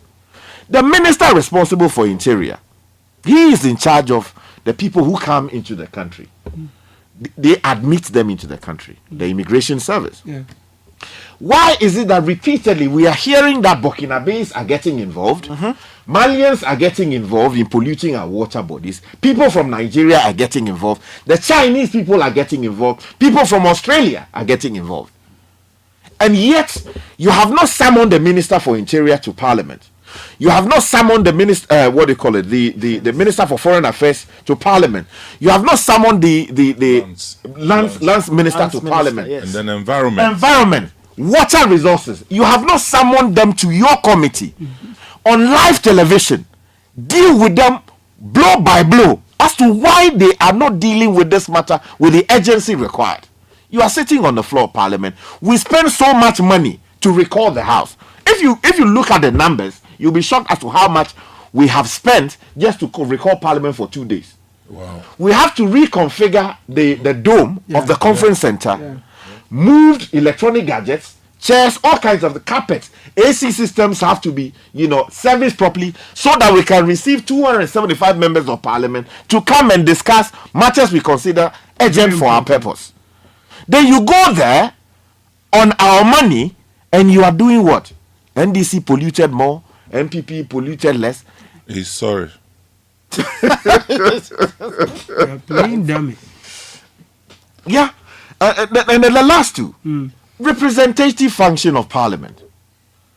Now, if in your community, in your constituency, people have dedicated themselves to doing galamsey, it is your job to go there as a member of parliament and ask them what exactly is the reason why you cannot do something else. And how can we support you? How can we support you? And what should I do in parliament to help you out of your current situation so that you can dedicate your life to something that will bring collective meaning to society as opposed to destroying our water bodies. So you go and do town hall meetings. And when you come to Accra, you present the views of your people on the floor of parliament, either through a statement or you seek audience with the appropriate committee for the matter to be discussed. Not a single member of parliament in all these communities where illegal activity is happening, not a single member of parliament has had to ask for some form of audience to be able to deal with his constituents and come to parliament and present a report. Meanwhile, you are supposed to be representing your people. Are they fit for purpose? That's a question that you have to address. And finally, they also have deliberative function, right? Which is what they sought to do yesterday. Okay. So you deliberate on matters that are of serious national concern and you hopefully come to a conclusion as to what will be done. So yesterday, for instance, one would have expected that the Honorable Dompre, on his feet, would not have said the thing that he said. Honorable Okuje Kutuwa-Blakwa raised a matter. As a leader of the House, I think your approach should have spoken volumes. That you actually understand what exactly is going on and how that is likely to affect water for the people of Nsawam region. Because that constituency is one of the constituencies bearing the brunt of what's happening in the eastern region. Yes, exactly. Repeatedly, the Nsawam water treatment plant, they have had to buy new machines, pumping machines, to be able to deal with water supply in that region. Not far away, Kutun say, water supply to that place. It's a problem. So if you have the opportunity to deal with it, it's not a situation that you use the opportunity to engage in blame game. And my good friend, the Honorable Ahi, your honorable member for Norton raised a truly serious matter. And then you two, you took it, your running mate. That is not what we need. We are suffering the effects of the irresponsibility happening in all of these areas. So as leadership, your job is to seize the moment and confront it. But again, partisan politics. Look, we pay so much money to maintain our members of parliament. If they are not fit for purpose, they should say it and they should resign honorably.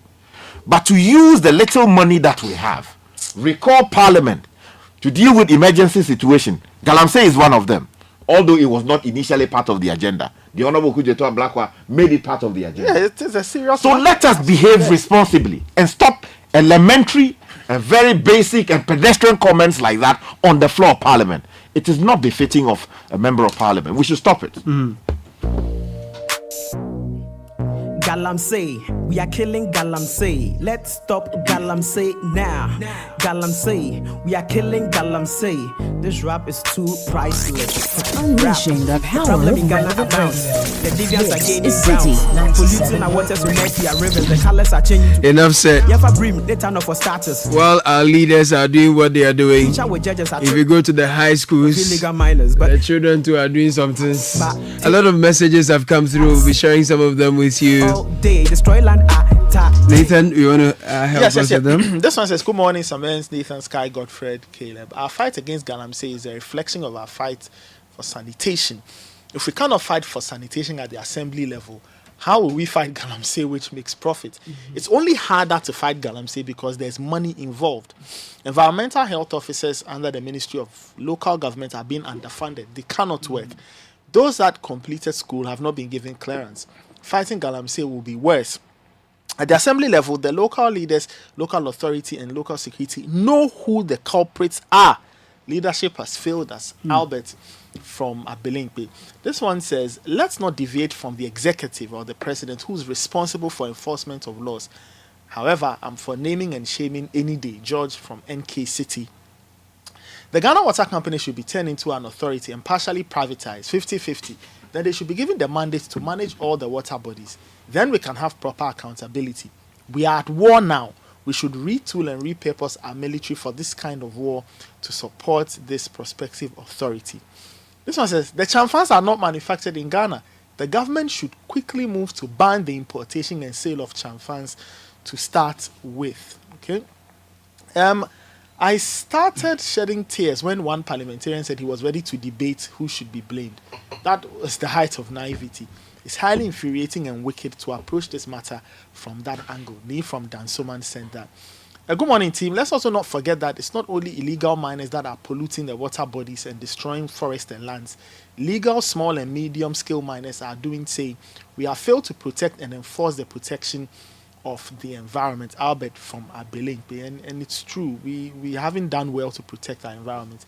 This one says, so where are all the drones the state bought while John Peter Meo was the minister to lead the Galamsey fight? Nana Kojo says, as far as Ghana as a country will practice the so-called democracy, we'll do these political comparisons.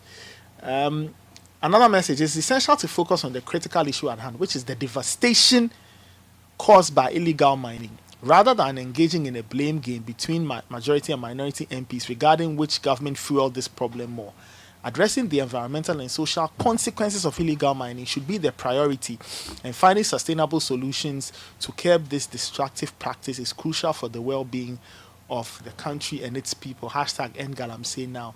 Mausi IBI Star, I think, from Abutia Teti, the Volta region.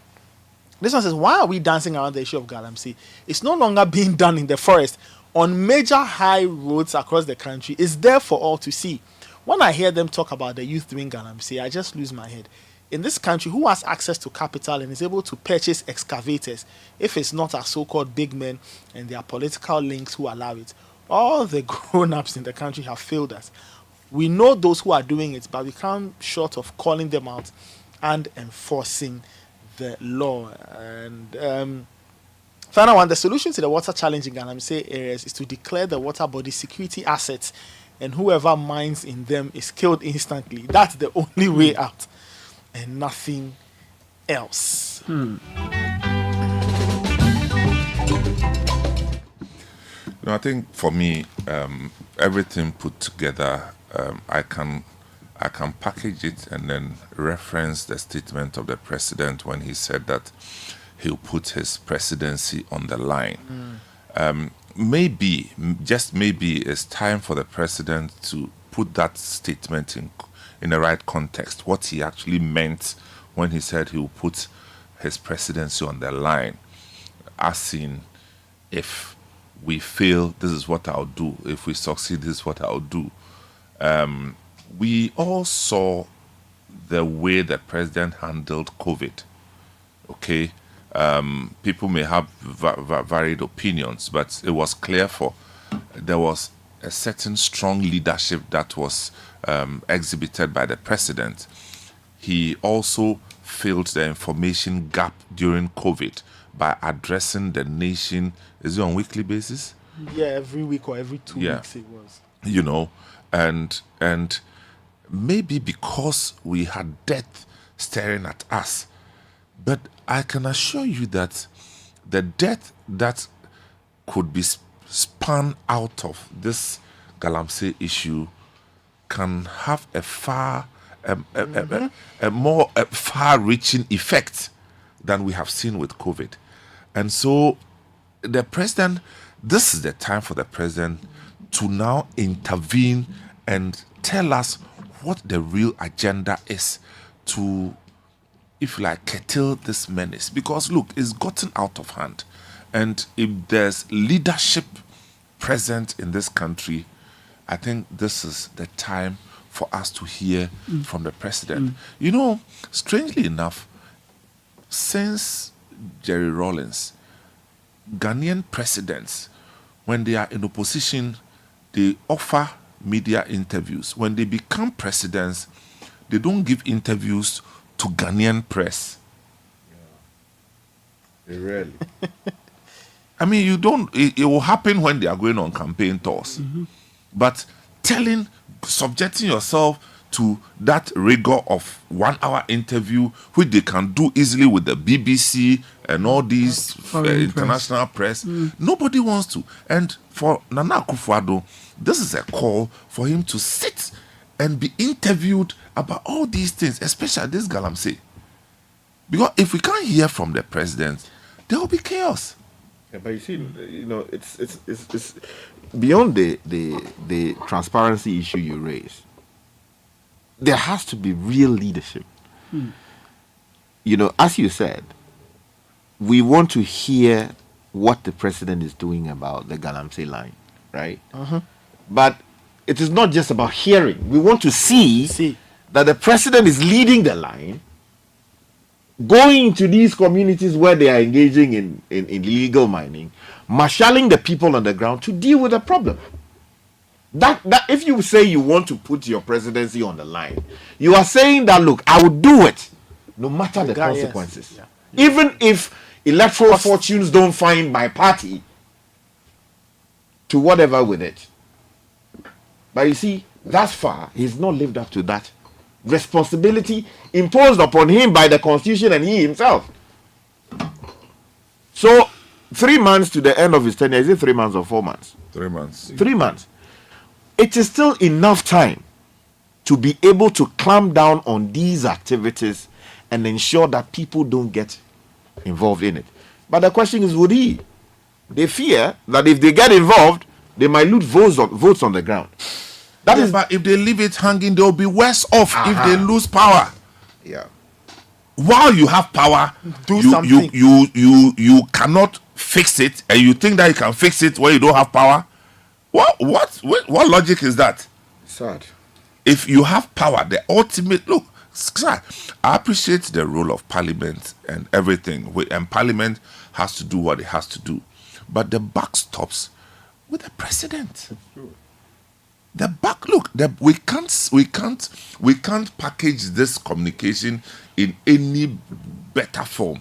The buck stops with the president, and we heard the president when he said that I'll put my presidency on the line, because he weighed the issues and noticed that it was a very weighty issue. And this issue of Galamsey, there are health issues involved. There are occupational issues involved. Security issues involved. Water security issues. Look, and you talked about the invasion of foreigners. I mean, look, how do we watch Chinese nationals, some of them without work permits? They walk through our airports and they come in their numbers. Charlie, at times when you see some of these airlines that come from the Asian side, you'll be shocked. One carrier may have about 50 to 80 Chinese people on one flight, and they land in 3 days. You don't see them anywhere. We only find them in bushes, and we don't have laws. We don't have laws at all. And look, a few days ago, I saw on social media, I don't remember anything on traditional media, a Chinese guy who had been killed somewhere, in the bush somewhere, because of Galamsey. You understand? Now, if we can't manage it when we have the resources, this thing will get out of hand, and it will bite us. For me, my call, the president, the buck stops to the president. No two ways about that. But we have a redundant environment ministry as far as this Galamsey thing is concerned. Redundant. Omwada complete. Lands ministry. Talk. No action. And what should we do? Sky, Parliament can do whatever, but the implementation will have to be executed through the ministries. So if all we hear from the ministry's statement, then Jinapo will make some wild statement somewhere, and then he'll go and sleep. As for the environment minister, they haven't even heard anything from her. Is she still around, Sky? The environmental minister is still there. Sanitation, Bobo. Charlie, please, let's get up and be serious as a country. And you know, earlier in the morning, I was talking about supporting the position taken by Larry Dogbe, his newspaper, saying that we need to declare state of emergency to deal with this particular matter. That authority sits precisely the president. Exactly. He invokes it and gets parliamentary endorsement for it. I said it many years ago when this thing started that he ought to have done that to be able to deal with the problem. And when the voter thing happened, I said the same thing. He's not invoked that authority. Look, 3 months to the end of his tenure, while elections may well be staring them in the face, and given everything that is happening, they have their own reservations about what to do about the situation. But look, history would not favorably remember him if on a matter that he himself even said that, look, I will put my presidency on the line. He fails to deliver on it. The water bodies must recover some meaningful, appearance within the next 3 months.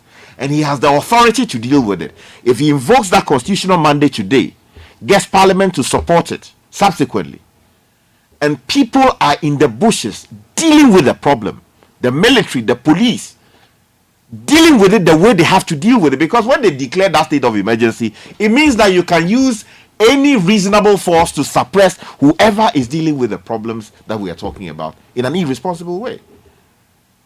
They can do it. The president has the authority to do it. And it's not too late. He should invoke it and deal with it.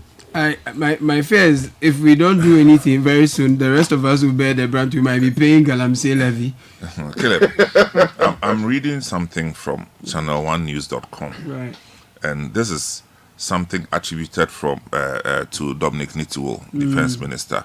Politicians exploiting Galamsey for votes must be sanctioned.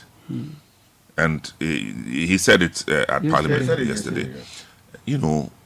Well intended, but who should sanction? Who should do the sanctioning? They are telling us. Who should sanction who? They are joining us to complain. The people who are involved in the Galamsey itself are not being punished. You understand? They are not being punished though. Yeah. Foreigners have gotten involved. They are not being punished. Yeah. People have now realized that there's money there, free money there. So you say that let's skip all these steps and go and punish the politicians who who are exploiting Galamsey for votes. I mean, what does that mean? I get it. So that if they are doing partisanship with it, then they should be punished. But those who are in the heart of the thing, those funding it, a texter said that. Yeah. Look, can you? How do you know how much an excavator costs? Even renting one is what the last time we checked was what 8,000 a day. Do you have 8,000 CDs to blow in one day? Can you do it over 5 days? Clearly, it's not small boys and small girls who are doing it. So those are the ones to go after. Yeah. And Caleb, excavator. It's huge. It's not a toy. It's not a toy. You don't put it in your pocket. Move and all the way into the boot. And nobody saw it. Shantui, you see the Shantui bulldozer. That one. Obvious. Honestly. That's what they are using. A machine that is called Shantui. You think that it will be easy? And they tell you that yesterday an engineer told me that it's not like the machines, they can move by themselves. You put them on something to ferry them from the port to the forest. So nobody saw it. It's a failure of everything. Nobody. It's a failure of everything. That's what you think about these things. It's a failure of everything. When a foreigner lands at Kotoka and dissolves into the bushes of Ghana, because Kotoka is well, you know where Kotoka is? Yeah, in Accra. Yeah. And the man leaves the airport, he would have told you that I'm coming to stay in this hotel. You don't check. Immigration office. In other jurisdictions, when they have reasonable cause to believe that the information you gave, they went to the place they couldn't find you.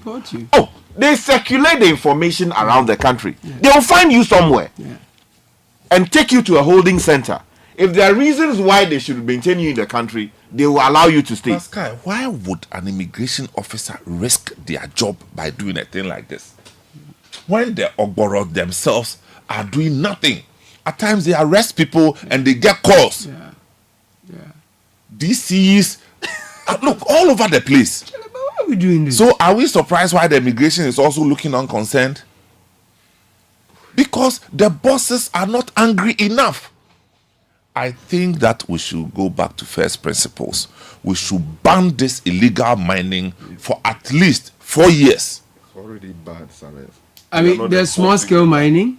Well, any form of mining that will pollute our waters. I don't understand the terminologies. Any form of mining that will pollute our waters.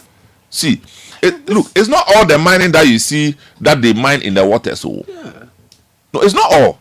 Some, they don't even mine in the waters, but when they finish, they come and wash it in the water. They divert the river, the streams, so that they will use the water to wash their find. And so that's how come please. You have so cyanide, you have politicians, mercury, when you see the color of our river bodies, doesn't the water that your you are in a cow, you have a nice house. The water that your constituents are drinking. When you see the pictures, nothing strikes you. Don't you feel for them? Don't you feel for that aunt, cousin of yours? We have a major issue. See, I saw last week the videos trending. You know, this gentleman, there's a guy. After that, what has happened to them? You think they will leave their job every day and enter bushes to go and do, or you think they just wanted to trend? It's very worrying. It's very, very worrying.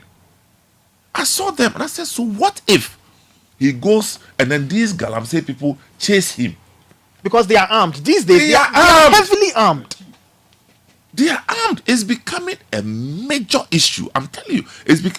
And politicians should not pretend that they don't know what is going on. They have lost the plot. I would divert your attention, gentlemen, to another pressing issue that has come up. Just to wrap up on this, to our politicians, grow in the limits. This Galamsey issue is an existential crisis we have at our hands.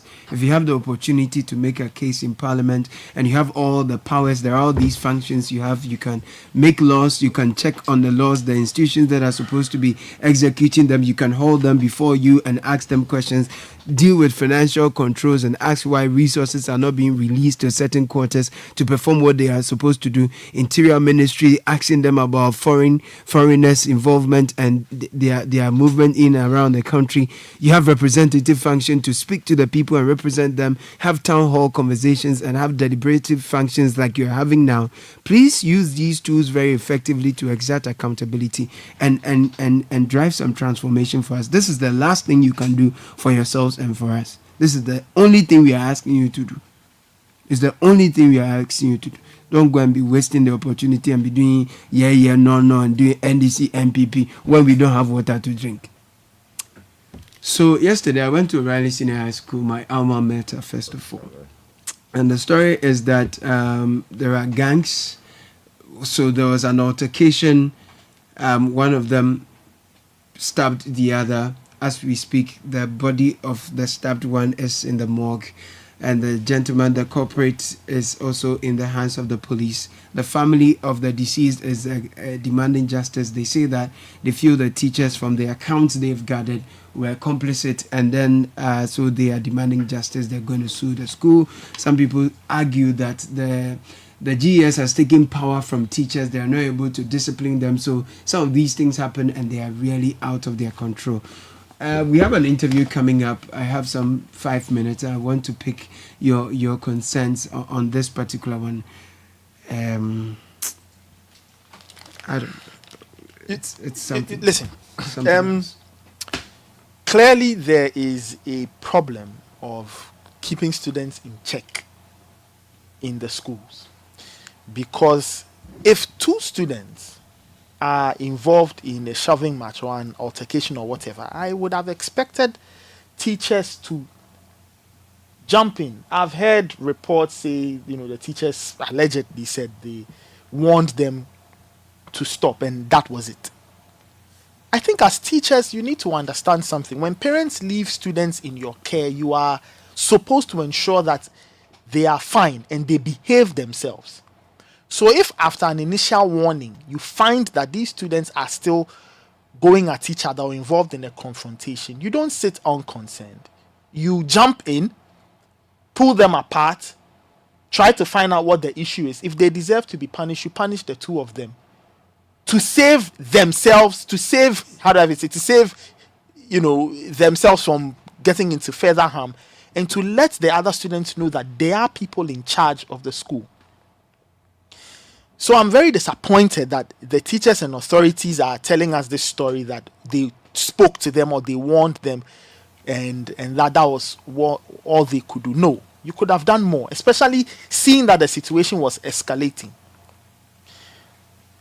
So that's the first thing I will say. The other thing, and I will stay on the point of supervision.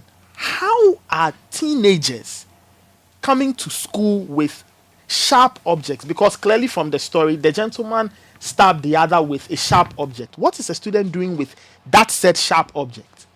How did it escape the eyes of his teachers and supervisors? Why don't they check what the... Now these days, the schools come with all sorts of things.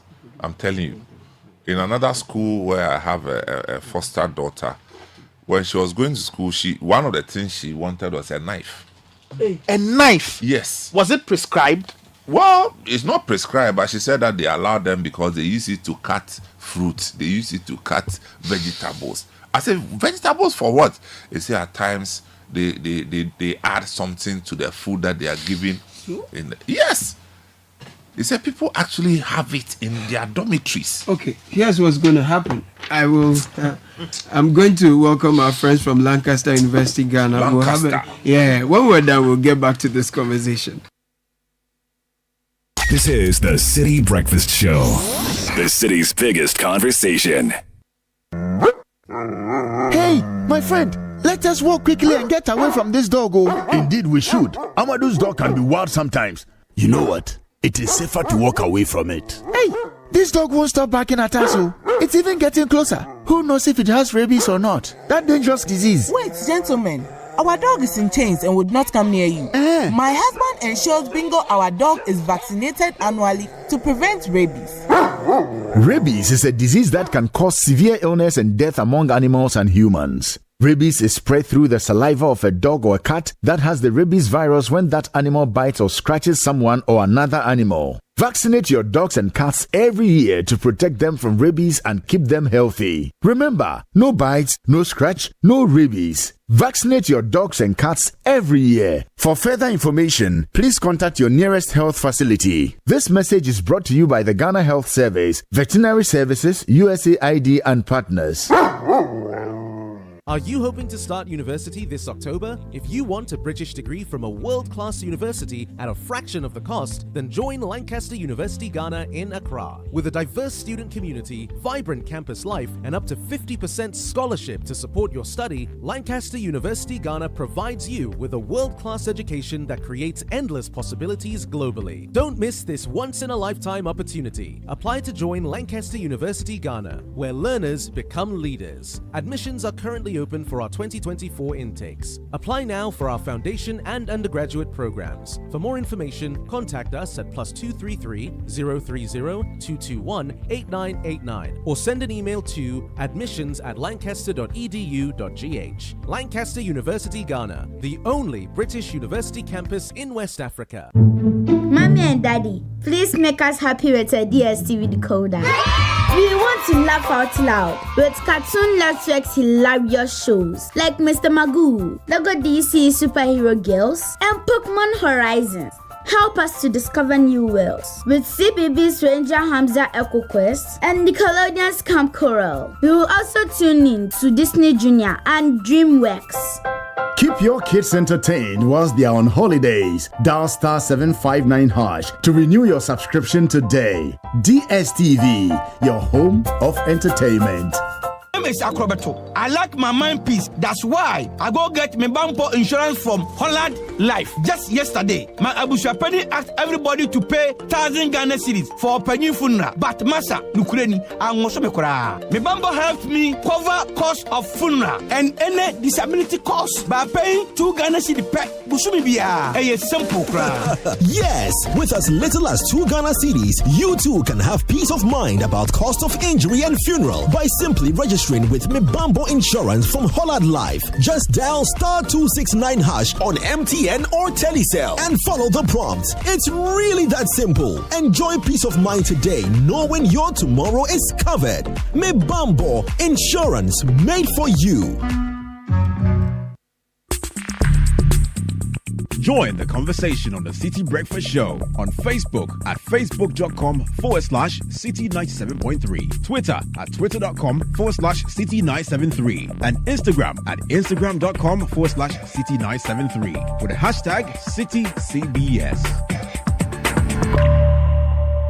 This is the Citi Breakfast Show, the city's biggest conversation. It's 9:12. The Driver and Vehicle Licensing Authority is inviting the general public to its 25th anniversary public lecture to commemorate 25 years of its establishment. Date is Wednesday, September 4, 2024. Venue is the City Conference Center, University of Ghana, Legon, 8:30 a.m. sharp. The theme is Navigating the Future, Innovating and Excelling in Public Service. We have the Minister of Transport, Honorable Kweku Ofori Esiama, as the keynote address speaker. Speakers include Professor Raymond Atuguba and Cecil Gabra, CEO of Top Tech Ghana. Be part of a visionary conversation about the future of public service and the transport sector in Ghana. We invite you to celebrate with us, share your thoughts, and help shape the next chapter of DVLA. For more information, contact us directly on 020-3200-112. DVLA celebrating 25 years of transformation and service. DVLA, your safety is our concern. Now, it's holiday season and you know what that means. The kids are looking for some fun and learning all in one. Imagine the excitement when they can enjoy channels like Nickelodeon, Disney Junior, and Jim Jam on GoTV. Just picture it, your little ones learning from their favorite characters like Dora, Mickey Mouse, Mush Mush, SpongeBob, and Henry Danger. Okay, it's non-stop edutainment that will keep them entertained and growing all vacation long. So why wait? Dial *759# now to stay connected. GoTV, love it. So we have our friends from MTN in the house. Good morning, MTN. And MTN is unveiling its group-wide people report. Group-wide people report. What is that? What does that mean? I have two amazing gentlemen joining us to share more. Abdallah Ibrahim is the acting CHRO of MTN Ghana. Good morning, Abdallah. Good morning. Welcome to the studio. Thank you so much. And then we have the MTN Group HR Executive, Mr. Paul Norman. He joins us online. Paul, good morning. If you can hear us, good to have you. Good morning, and it's my pleasure to be with you this morning. Fantastic. So let me start with you, Abdallah. What inspired the creation of MTN's People Report? What is it about? What's the key message you hope to convey? Thank you so much for having me and Paul over here this morning. Now, the People Report, it's our opportunity to share with the African continent and globe and people across the world really about what we do in MTN, what inspires every employee to show up and to contribute their quota to help this organization succeed. Fantastic. So how does MTN Group's Live Inspired Employee value manifest in the daily experiences of employees? Now, I'm coming to you, Paul, for answers to this one. Your Live Inspired Employee Value Manifest. How does it manifest in the daily experiences of your employees? Yeah, so I think our Live Inspired promise comes from our firm conviction that our people deserve to live inspired lives.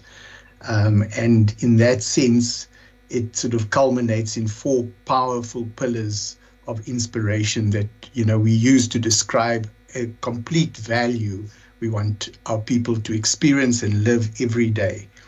And this promise, I think, comes through in the sense that we've built a systemic and institutional foundation for inclusion. That's very important in terms of living inspired, that everybody feels like they belong. And it starts with our business model and our HR operating model that sort of keeps us close to our people.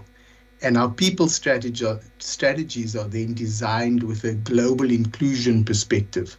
So we draw on global practices. We particularly also listen to the voices of our people from what we run like what we call an employee sentiment surveys, Centimeter, and we co-create the solutions with our market leaders like Abdallah and so on to make them universally adaptable.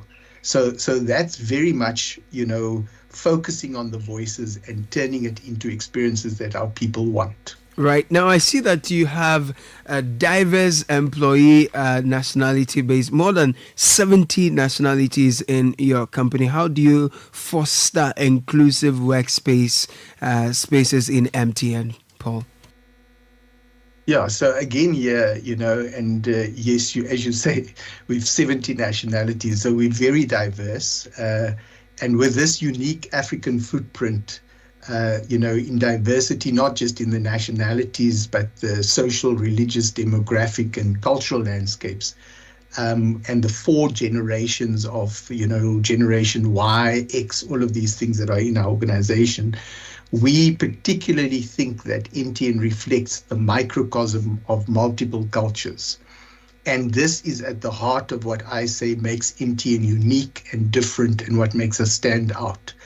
And to that point, it's then our responsibility to make sure that we create an environment where every one of these employees can truly thrive. And that's one of our pillars of our value proposition, which is thriving positivity, and experience the freedom and the opportunity to be their real selves, or what people call their authentic selves.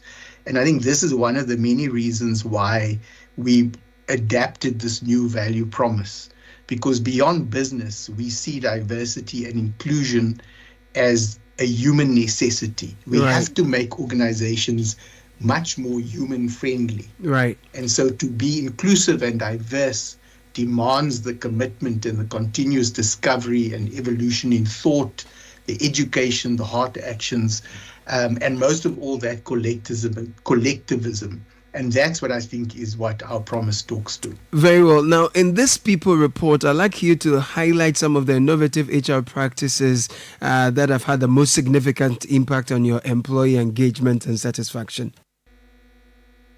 I think, just to name a few, we have one which we call the Inspired Series, which is really rooted in the voice of our people. So for the last couple of years, we've been telling the stories of our people across the markets. And there's no stronger testimony of people's experiences of an organization when they tell you their own stories about how this value proposition makes them feel and how it comes to life. And so we've made significant strides in inspiring our culture through what I call the art of storytelling. And these stories we feature where once a month at the Group Exco, these individuals, no matter which country they come from, which level of organization, which part of the organization they represent, they come in and personally tell their stories to the group executive. That's the top leadership of MTN. And we've been so inspired by some of these stories that, for example, we've heard stories from people who have disabilities and how they've experienced it. And they've influenced through their stories our ability to change some of our products to our customers with disabilities. We've also had empowering stories of women and what this means and how they found their voices, how they've been inspired, how they've grown in MTN, and that's also been part of it. So a huge sort of inspiration in terms of change for good. Right. We've also launched, I'll just maybe one more, the MTN Move, which is a digital well-being app.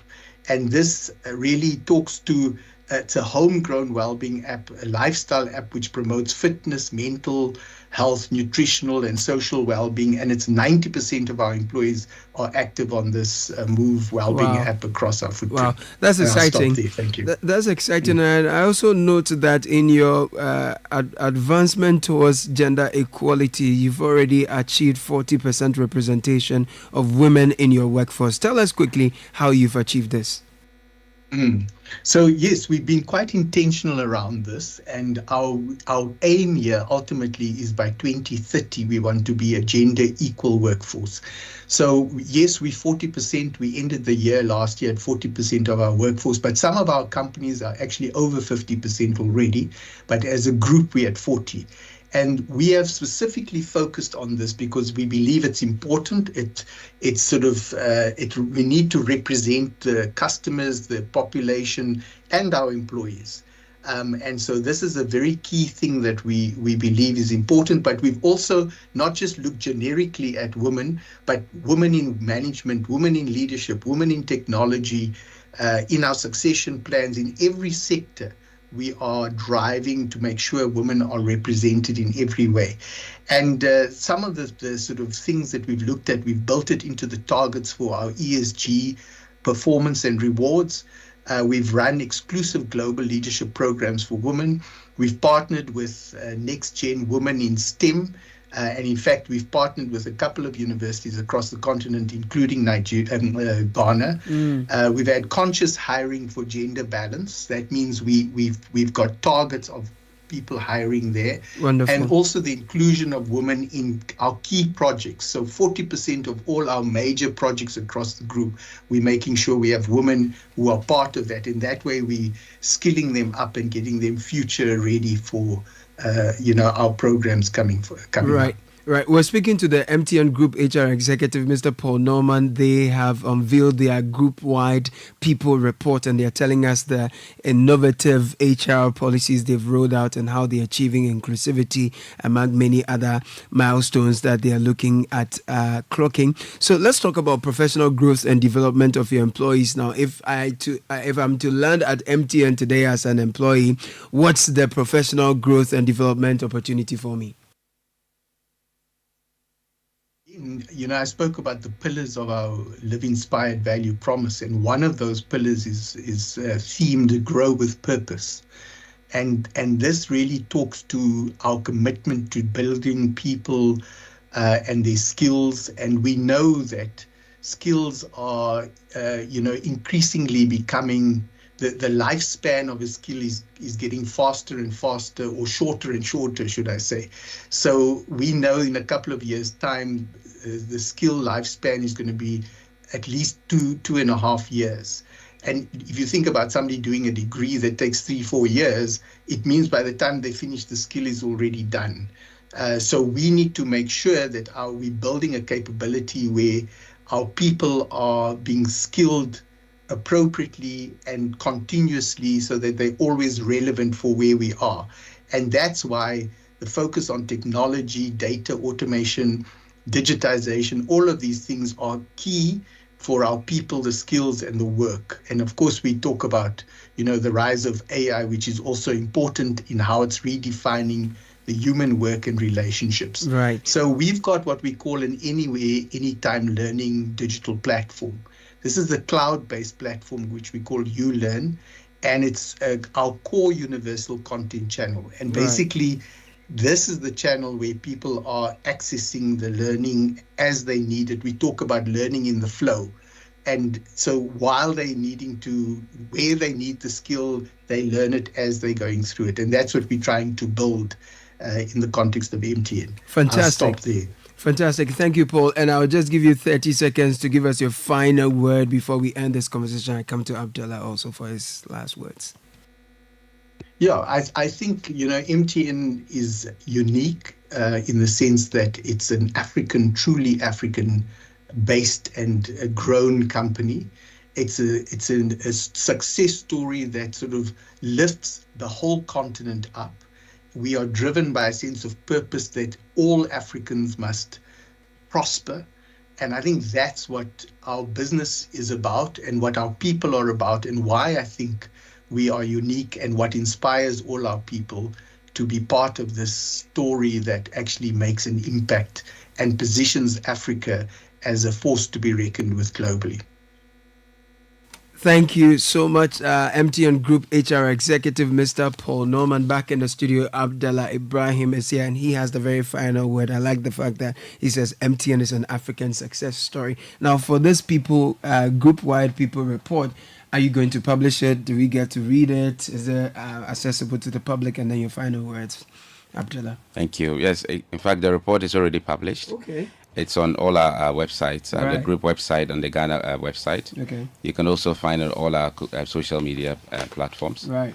on X, on LinkedIn, and all other platforms as well. Great. Your final words, please. Yes, I mean, so the People Report, as Paul has been saying, is really a culmination of a lot of the things that we do, which we think that if we share, first of all, it shows our commitment to the African continent on what we're doing to develop our people and really the businesses that we help and grow. Because today, if you look at the landscape of MTN, we're not only talking about ourselves, we're talking about MTN, mobile money, and what it's doing for our communities in terms of financial inclusion. So it's sharing of success stories and really inviting everybody to be part of this great future of MTN. Abdullah Ibrahim, CHRO MTN Ghana, thank you so much for talking to us together with Mr. Paul Norman. Thank you for passing through. Wish you all the best. And hello Ghana, there is an exciting new chocolate beverage out there on the market from the producers of Cowbell. We call it Twitsco. It's a chocolate food drink with a blend of premium cocoa powder enriched with Anafort. Twitsco is available in 20g and can be found at your nearest neighborhood store in a delightful red sachet for only 1 cedi 80 pesos. To enjoy all the goodness, unpack this. Mix it with an 180 ml of previously boiled hot water. Milk it with milk, stir it with milk and enjoy. Start your day with a cup of the great tasting Twitsco and power your dream. This advert is FDA approved. Now tell me, what is luck? For many, luck is that glorious moment when you find money in your trousers right when you are broke. For others, luck is being picked out of a crowd for a reward. For us, luck is a life-changing event and we believe everyone deserves a shot at it. Luck is coming with prizes so exciting. They will make your head spin. And if you want to be the luckiest, dial *712# and get your ticket. The more you buy, the better your chances of winning. Remember, when you hear that catchy jingle, it's your cue to pay attention. It could be your lucky day. Luck is on its way to you and your communities, so stay sharp. The luckiest, luck is everywhere. So, I have exciting, amazing, interesting, wonderful friends from Lancaster University, Ghana. Dr. Emmanuel Arthur, Acting CEO and Provost of Lancaster University, Ghana. And then there is Vanessa Yabua. She's a final year marketing student. What's happening at Lancaster University, Ghana? So they're having a collaborative venture. It's a collaborative venture between Lancaster University, UK, and the Transnational Academic Group, Ghana. Ranked among the top 10 universities in the UK, Lancaster University provides world-class education globally, and their Ghana campus offers identical programs to those at Lancaster University. So, Lady Vanessa, gentlemen, Dr. Emmanuel, welcome to the studio. Thank you very much for having us. Thank you. Vanessa, I like the excitement in your voice. Let me feel it some more, right? So, Prof, tell us about Lancaster. What programs do you have for us? All right, so basically we run 7 programs now. Okay. Politics and International Relations, Economics and International Relations, Business Management, Marketing, Accounting and Finance, Law, and we write Computer Science as well. Ooh. So far, we've been in existence for 11 years. Wow. And we've been running 7 programs because Lancaster wants to be sure that the quality that they are associated with in their university in UK is the same thing. Right. I think we're at the stage now where we are satisfied that we are able to deliver the same quality as is required on the UK campus. So hopefully next academic year, 2025-2026, we should be introducing some more courses, particularly in the area of STEM for our students. I like it. Now that you say the quality here is the same as what's in the UK, does that mean that we will be paying the pound equivalent of the fees? Are you affordable? That's what we bring to the African continent. Great. And so you get to get the same quality as in UK, but certainly it is the reason why Lancaster University Ghana is situated in Ghana. Okay. So that we can get students who want to go have that quality of education can access it here at a very reduced rate. Right. And I think Vanessa has been a beneficiary of this. Tell me. Is it true what I'm hearing? Yes, it's true. One thing I like about Lancaster is they give a lot of scholarships. Ooh. Yes, like 50% off, 40% off. And if you keep good academic standing, it continues. Wow. So that really helps. What's your student experience like? My student experience was amazing. Right. it was full of ups and downs, but throughout it was truly amazing. I think being in Lancaster was a blessing for me because they have the foundation program, and this allows somebody who maybe may not have the best academic background before coming to university. It gives them a way for them to continue university. For instance, I came in with just my IGCSE, and I had to also get a reference letter from my old university, but I didn't have A levels. So it just helps, like there was a foundation there course is a foundation course for you. Smooth onboarding process. Yes. So I think that's something that I really, really liked about. So at the moment you're a final year student. In fact, I've graduated. Oh, you're I'm sorry. I know that feeling, man. I know that feeling. You know, very often when you want to apply to a school, you go through the prospectus. It looks so nice. You check their website. It's so great. Then by the time you are graduating, you reflect on that feeling you had and like, what was all that? Is that the kind of feeling you had, or you felt like Lancaster lived up to the dream? It lived up to the dream. I think Lancaster did. I think it lived out to the dream only because there's so much opportunity that you can do as a student apart from just academics. So I think that was something I was so interested in. Yes. I like it. What are your admission processes like, and is admissions currently open? Admissions are currently ongoing. Okay. We don't take admission fees like application fees like other institutions. You don't? We don't. Hey. You just have to go online, Wow. go to our website, lancaster.edu.gh and apply. That's all. And that's it. And then an admissions officer will reach out to you, help you through the process, tell you the requirements. And if you qualify, within a week, you should get a letter. And if you need a scholarship, you apply.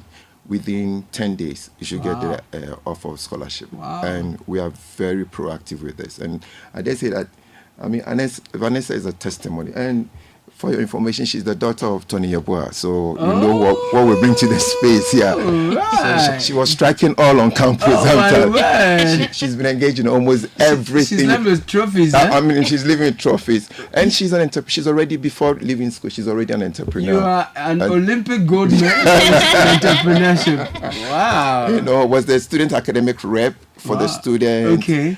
President of the Christian club. I Wow. mean, yeah, and she's doing amazing. She's done amazing things. Awesome. Yeah, I love the sound of that. Now, the other thing about university education now is that people want to have a global experience by the time they are done with school. Exactly. Not just globally competitive or well-trained faculty and a diverse pool of colleagues from whom they can learn, but they also want to have the opportunity to travel. Yeah. Now, seeing as you are Lancaster University, Ghana, are there exchange opportunities or exchange programs like that? I mean, the global flavor we bring to the market is unparalleled. I mean, I'm very confident about that. So we have this collaboration with Lancaster University. Actually, you can start first year here, go and do second year in Lancaster. Oh, yeah? And come and complete here. Hey, when they go, do they come back? They do come back. They do come back. They do come. The beauty for myself. They do come back. Look, because on the campus in Ghana, we offer very similar what is happening in the UK campus. Okay. And you can also decide that you can do one here and actually transfer and complete there, right. because we replicate exactly what happens on the Lancaster campus. Right. Even if you decide not to go, you talk about the experience, global experience, and the global appeal that we have. Yeah. We have what we call the summer exchange. Okay. So summer, you get students go spend some number of days in the Lancaster campus. And Lancaster has campuses in Germany, in Indonesia, in China, and in what other countries. So what they do is that during summer, they all come to the UK campus. So that network is built. In terms of the global experience, this year we had 16 of our students doing law, reading the international law, go to Rwanda to spend 1 week to understand the Rwanda system. And we are grateful to the Rwandan embassy for cooperating with us. 5 of our students... Which of the institutions did they go to there? Not specifically to an institution. Okay. They went to look at that. So it was done through the collaboration of the Rwandan Cooperation. Okay. And it was facilitated by the Rwandan Air and Rwanda High Commission. We also had some of our students go to our China campus. Okay. Lancaster has one course that students take it here and all the campuses. So we have a faculty teach one aspect of it, another faculty in China teach another faculty. So at the end of the period, they all flew over during the summer to China to work on their project. Exactly. So those are things that we bring to the space. So Lancaster University, Ghana. No, do you have master's programs? We do the EMBA, so Okay. student people who are interested in EMBA as well. Okay. We actually also do an English proficiency program. Right. So we have a lot of the French students who come into our country, and when they come, they want to be brought up to speed in terms of English language. Sure. Within 9 months. So you take care of we them take care in of that them, and some regard. of them transition into our degree programs Vanessa, as well. so now that you're done, do you have a certificate from Ghana, Lancaster University Ghana, or Lancaster University UK? Which one do you have? Okay, so I'm about to graduate. Okay. And I'm going to graduate with the Lancaster UK Certificate. Wow. Well, in fact, when you complete Lancaster, there's nothing Ghana about your certificate. It's global. It's the same certificate the student who went to Lancaster UK gets. It's the same thing. So you have that global recognition. Global. For a And that's certificate. why you can do 1 year in CAP, because we replicate, we mimic basically our systems, our processes of moderation. Everything is the same as Lancaster. Fantastic. So you get a certificate at Lancaster, and that gives you that network of alumni. So you become part of that global alumni network that you can be part of, basically. Now, a bird has whispered into my ears that something big is about to happen at Lancaster University Ghana. Who wants to let the cat out of the bag? I think because it's a day, I'll let her talk about it. Tell me about it, Vanessa. Graduation is happening. Yay! And when is this? This is Monday, 23rd September. Oh, this very Monday. Yeah. Not this No, coming this Monday, is not 23rd. Oh, 23rd. It's a holiday. November. September. Yeah. Oh, 23rd And it's September. September at Movenpick. Ooh, ish, Charlie. You do your graduation at Movenpick. That's the quality we come with. I mean, well, we don't belittle the things that we do. We bring the finesse that we need. I love the sound of that. Now here's a message. They have a good law faculty, and I was acting VC there. So next time they should let me know. Who is that? Can you guess? This is Professor Robert Ebo Henson. Oh, okay. Good one there. All So, right. so Vanessa and Doc, why should anyone consider Lancaster in your final moments with us? You know, we do recognize the terrain in terms of the forex, the expenses that come with people seeking global qualifications outside. We are telling parents that you don't have to let them go out there. You can get exactly the same quality that you want at a very reasonable way. They will get the same experiences. Excellent. Caleb, as I speak to you, this summer I had 80 students on internship. Wow. 80 students.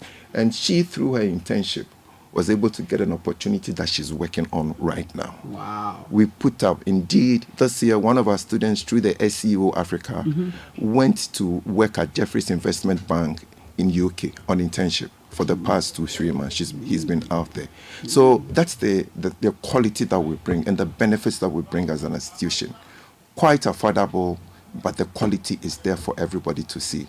I'm proud to say that this year, by October, we're going to have a state-of-the-art artificial intelligence. I heard the MTN man, Paul, talking about artificial intelligence. Oh, no, man. I guarantee this nation that what we're going to put up in our AI Emerging Technology Center is unparalleled in this country. Right. No other university would have the quality of equipment that we are bringing into the space.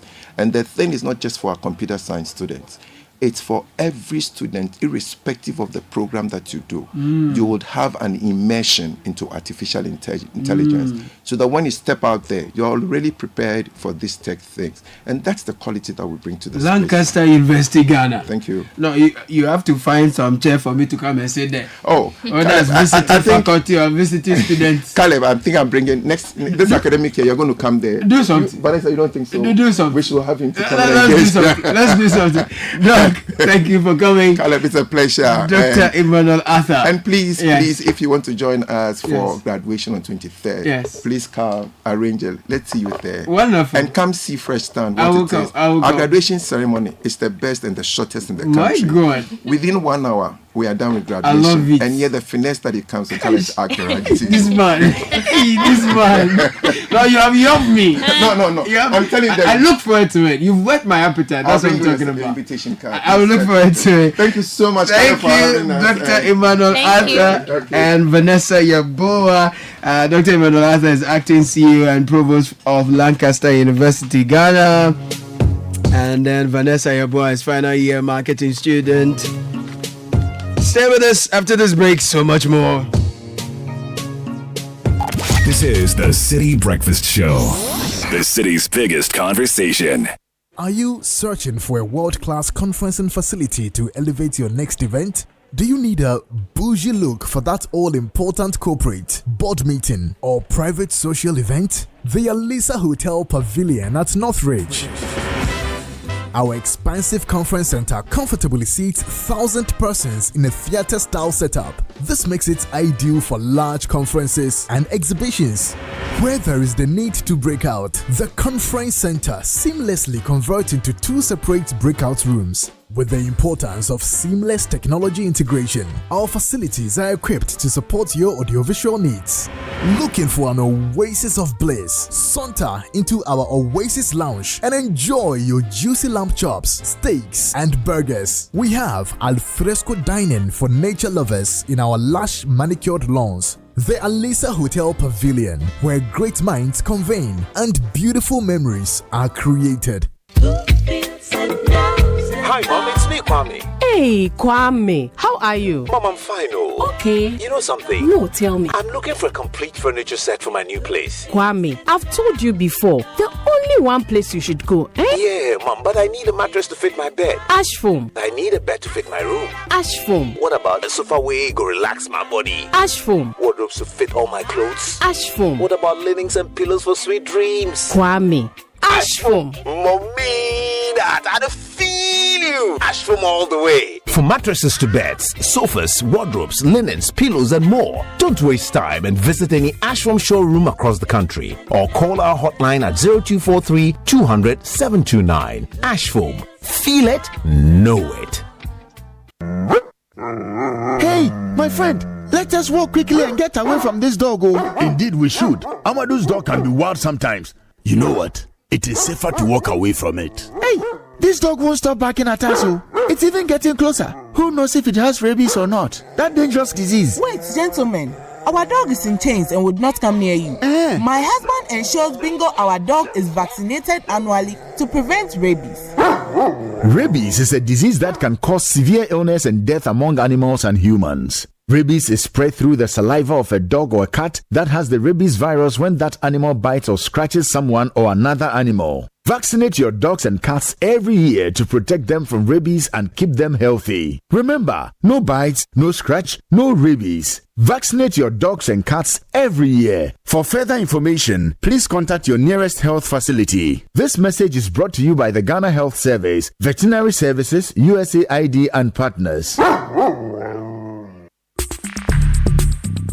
Join the conversation on the Citi Breakfast Show on Facebook at facebook.com/Citi97.3, Twitter at twitter.com/Citi973, and Instagram at instagram.com/Citi973 with the hashtag CitiCBS.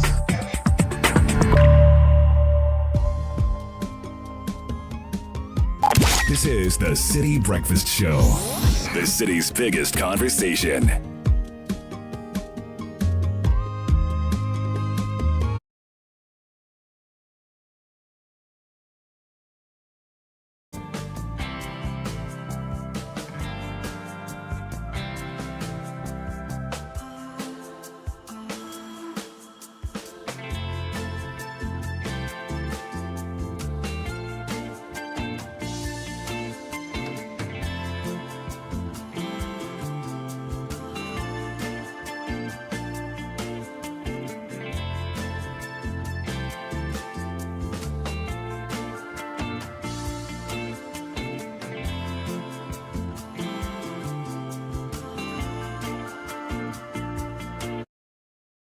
No matter the conditions of this road, oh Lord, thank you for giving me travel and mercy.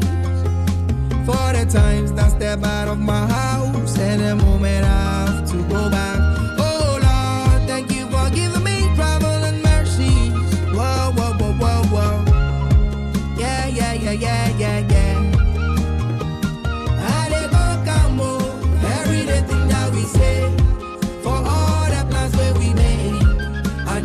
Sure, he will make a way. I dey go come. This road No, I love it. Oh, this one is a Richard Sky production. Okay, who is this gentleman? So this is a Jidu, yes. Jidu. Yeah, victory. And the go count. Yeah. Beautiful song. Yeah, that's a beautiful song. Speaks to the soul about, every morning we are stepping out of our homes. We're not so sure what will happen to us on the road. But with God on the road, God driving, sitting in the driving seat and shielding the vehicle that we're traveling in. He takes us out there and brings us back. I love it. Yeah. They go come. Now, part of that, they go come, all be say, we will get to roof for one ahead. Wait, the roof, before you go get there, you didn't hear cement will be quality. Cement will be proper one. Diamond cement. 42.5 hour grade cement is the highest quality cement on the Ghanaian market. Since the year 2000, we've been putting smiles on the faces of homeowners, block makers, etc. High quality brand rated green by the Environmental Protection Agency EPA.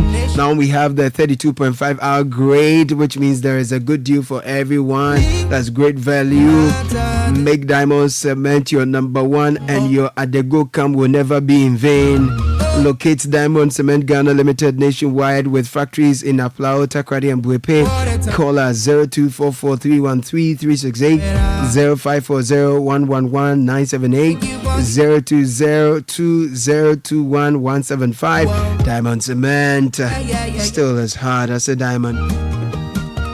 Now you're home after a long day, you want to relax, but the mattress is sagging beneath you. Don't do that to yourself. Go to Latex Foam, step into their showrooms and experience the difference for yourself. They've got high quality mattresses and furniture crafted with your ultimate relaxation in mind. Call them on 0322008499 or visit them online, latexfoamghana.com. Latex Foam is your partner for life. You want to enjoy a chocolate beverage in the morning? Twisco is what I recommend. It's from the producers of Cowbell. It's made from premium cocoa powder enriched with Enafort, so you will enjoy it and enjoy it and enjoy it. Start your day with a cup of the great tasting Twisco and power your dream. And this ad is FDA approved. If you are thinking of going to the uni, either for undergrad or masters, Heritage Christian University College is a school you should consider. They are at Masaman behind the Olympic Stadium, accredited by GTech, affiliated to KNUST and UCC. They've got a wide range of undergrad programs and some master's programs as well, and they put a special emphasis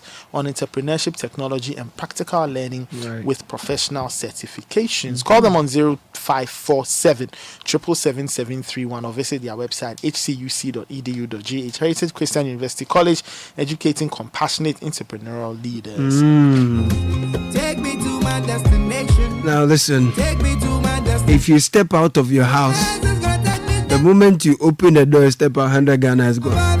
Before you return, the Adego come. Before you do Adego come like this, plenty money go. I'm telling you. But you don't need to step out to get all that you need. You understand? Now, even if you have to step out, the ride-hailing app that has the coolest price for you is the Breeze Ride app. And Ghanaians are using the Breeze Ride app to get their gas cylinders refilled. They don't go out, so they use the app to get it done. Now they've introduced the personal shopper in the app. So you don't have to even they go, they come. The personal shopper will go and come for you. So you just get to the personal shopper on the app. You select what you need. Pictures will be sent to you by the personal shopper with the prices as well. You confirm and your personal shopper pays and brings them to you. No stress. They stay, they come. Avoid the stress and the traffic. Let the personal shopper do everything on the Breeze app for you. So Breeze app is on Google Play Store and App Store. Download the app and try it now. Now,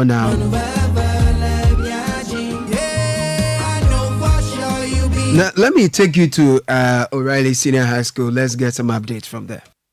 A distressing video showing the body of 18-year-old Edward Bokete being carried by his colleagues on Monday, September 1, 2024, has gone viral on social media, sparking outrage and concern. Eyewitnesses recounted the events to Channel 1 News. The fight was between two gangs, and he was trying to support his friend, and eventually he actually got stabbed. And the culprit said he stabbed the guy because she was doing it as self-defense. What did he use to stab him? A scissors. It was an issue between whose father is rich. That's the issue. So when the boy was coming, it was Edward. When he was running to us, we used a scissors on him, so he just fell in front of us. So you saw it? Yes, we saw it. That's what makes me scared. The teachers were under the tree, and they told them to stop, but he was stubborn, so he didn't listen. Who was stubborn? Yes, Edward, the boy who is dead. So when he was stabbed, what happened? After he was stabbed, what happened? When he was stabbed and he was on the floor, the teachers went to see him, but they left. So other students went to him, they carried him, and they rushed him to the hospital. A relative of the deceased, who is also a student of the school, spoke to Channel 1 News under the condition of anonymity, sharing insights into the incident. I was there when the Belgian guy came to me and he was like, warn your brother. If you don't warn your brother's blood will flow in my hand. I was like, oh, why? Why would you say that? But the Belgian guy was a type of person that he's somehow notorious. So when he's coming to school, he has weapons and things that could hurt someone around me. So I got scared. The teachers, everybody was in the school compound. No one, they didn't help. I was shouting, they should stop. No one minded me. So when he told you to warn your brother, did you report that to the teachers? The time he told me, that time the chaos was coming loud. So I wasn't thinking, because he's not someone that the teachers can stand. So I decided, the Godwin guy, because normally he has those stuff, scissors, knife and... The Greater Accra Regional Director of the Ghana Education Service, Stephen Abamfo, after an emergency meeting probing details of the situation, discredited reports that teachers did nothing to help the deceased. Actually, on the investigation, the case is in the hands of the police. I have also gathered some information, and I need to actually brief my Director General of what has actually transpired. And afterwards, we'll make the public actually know the facts of the matter. So you've commenced investigations? Yes. Okay. Information out there is that while the scuffle happened, some of the teachers were unconcerned. That one, per our preliminary listing, it wasn't true. The teachers actually tried. They separated them. And then, the students moving here, that kind of thing. Before you realize the child was actually stabbed. And they quickly, they had gang. That coil, they had gang. So they quickly call. Before you realize the town people were on campus. That was where we actually called them. Reports have emerged of a reprisal attack where some local residents stormed the school compound, attempting to vandalize property. However, police intervention prevented further escalation. You realize that police visibility is very good, so we assure them of their safety. And WASI is also going on, and they are still writing. Right now, they are making comments the next paper. So campus is coming on. The tragic event has cast a shadow over this year's WASI exams, causing significant distress among candidates and other continuing students. I'm really scared. I want to even go home, because now they are saying they are in for the teachers. We don't know whether it's the teachers or the students. Right now, I'm really scared. What did you see? What happened? Incident that happened. No one is happy about it. It's the same way I'm also sad. Because we are writing WASI, and then what has happened, they are giving us trouble. We are not even having free mind to go and prep. So we are all not happy about it. We're told some town folks came here. Like 2 years ago. Yesterday, this morning. Yes. Yesterday, town boys didn't come here, but today, this morning. What did they do? They wanted to come inside the school and attack us. Some attacked some of the people at the L block. And then hurt one of our guys, which is Blessing. Yes. What is he? I don't know what he's about right now. Is he also a final year student? He's also a final year student. Okay. How do you feel? I actually feel traumatized right now, because we are supposed to be in class learning, but we aren't. and people actually threaten us that will come to the school for us. We have to. I think the relatives and other gangs of the guy, you said. Meanwhile, the Saki family has officially announced their intention to sue the school for alleged negligence leading to their son's death. I was called at work that one of his colleagues is having a fight with him. So I asked, is there not teachers at the school? And my niece told me, no, the teachers are not showing any consent. So wherever I am, I should rush in and come. So on my way coming, and she called back again that the boy fighting him, I've stabbed him. So he's lying lifeless at the school, but they got the courage to take him to Lekma. So I should come there. So I rushed to Lekma Hospital. Before I get there, the doctor told me I have passed away. And the intentions of the family, so we have to sue the school. We have to hold the school responsible. And we want the school authority to come out to explain, to tell us why would such a thing happen in a school premises. Now the teachers, nobody try to interfere or to come, they all behave on consent. So that was the father of the deceased speaking to us early on. So here's the thing: there's a lot of there are a lot of narratives going on, but the real challenge is that 12 years after the school was relocated from Adabraka to Opoigono, where it is now, the school appears to be decaying. The infrastructural development has not commensurated the numbers over there. So the structures are not good. You have boys and girls eating in the girls' dormitory. Some of the students are living in hostels close by, literally homes that have been converted into hostels, and boys and girls living together insane. So, and the walls are not great. You can easily scale the wall and you are in the school. So, I mean, as much as the municipal, Greater Accra Regional GES director and the municipal directors have been to the school and they say they are investigating this matter. I mean, part of the breakdown and discipline we are seeing here, it's really, there are infrastructural issues that need to be dealt with. If you look at the bungalows teachers are living in that school, uncompleted structures that teachers and their families are having to live in, it's not the best. It's part of the big conversation that needs to be had. The school has been abandoned, neglected for far too long. A bit of progress here and there, but there are encroachers here, walls are not done, science labs are not good, abandoned 18-unit classroom block, other 9-unit classroom blocks not done, and these are all funded projects, and you cannot find money from elsewhere to develop them because they are funded projects. And the challenge is that you cannot even do reports about some of these developmental issues because the school authorities will tell you, look, I mean, if story comes out of some of the challenges we have here, we might be victimized because the issue will be that you have gone to expose us to the media.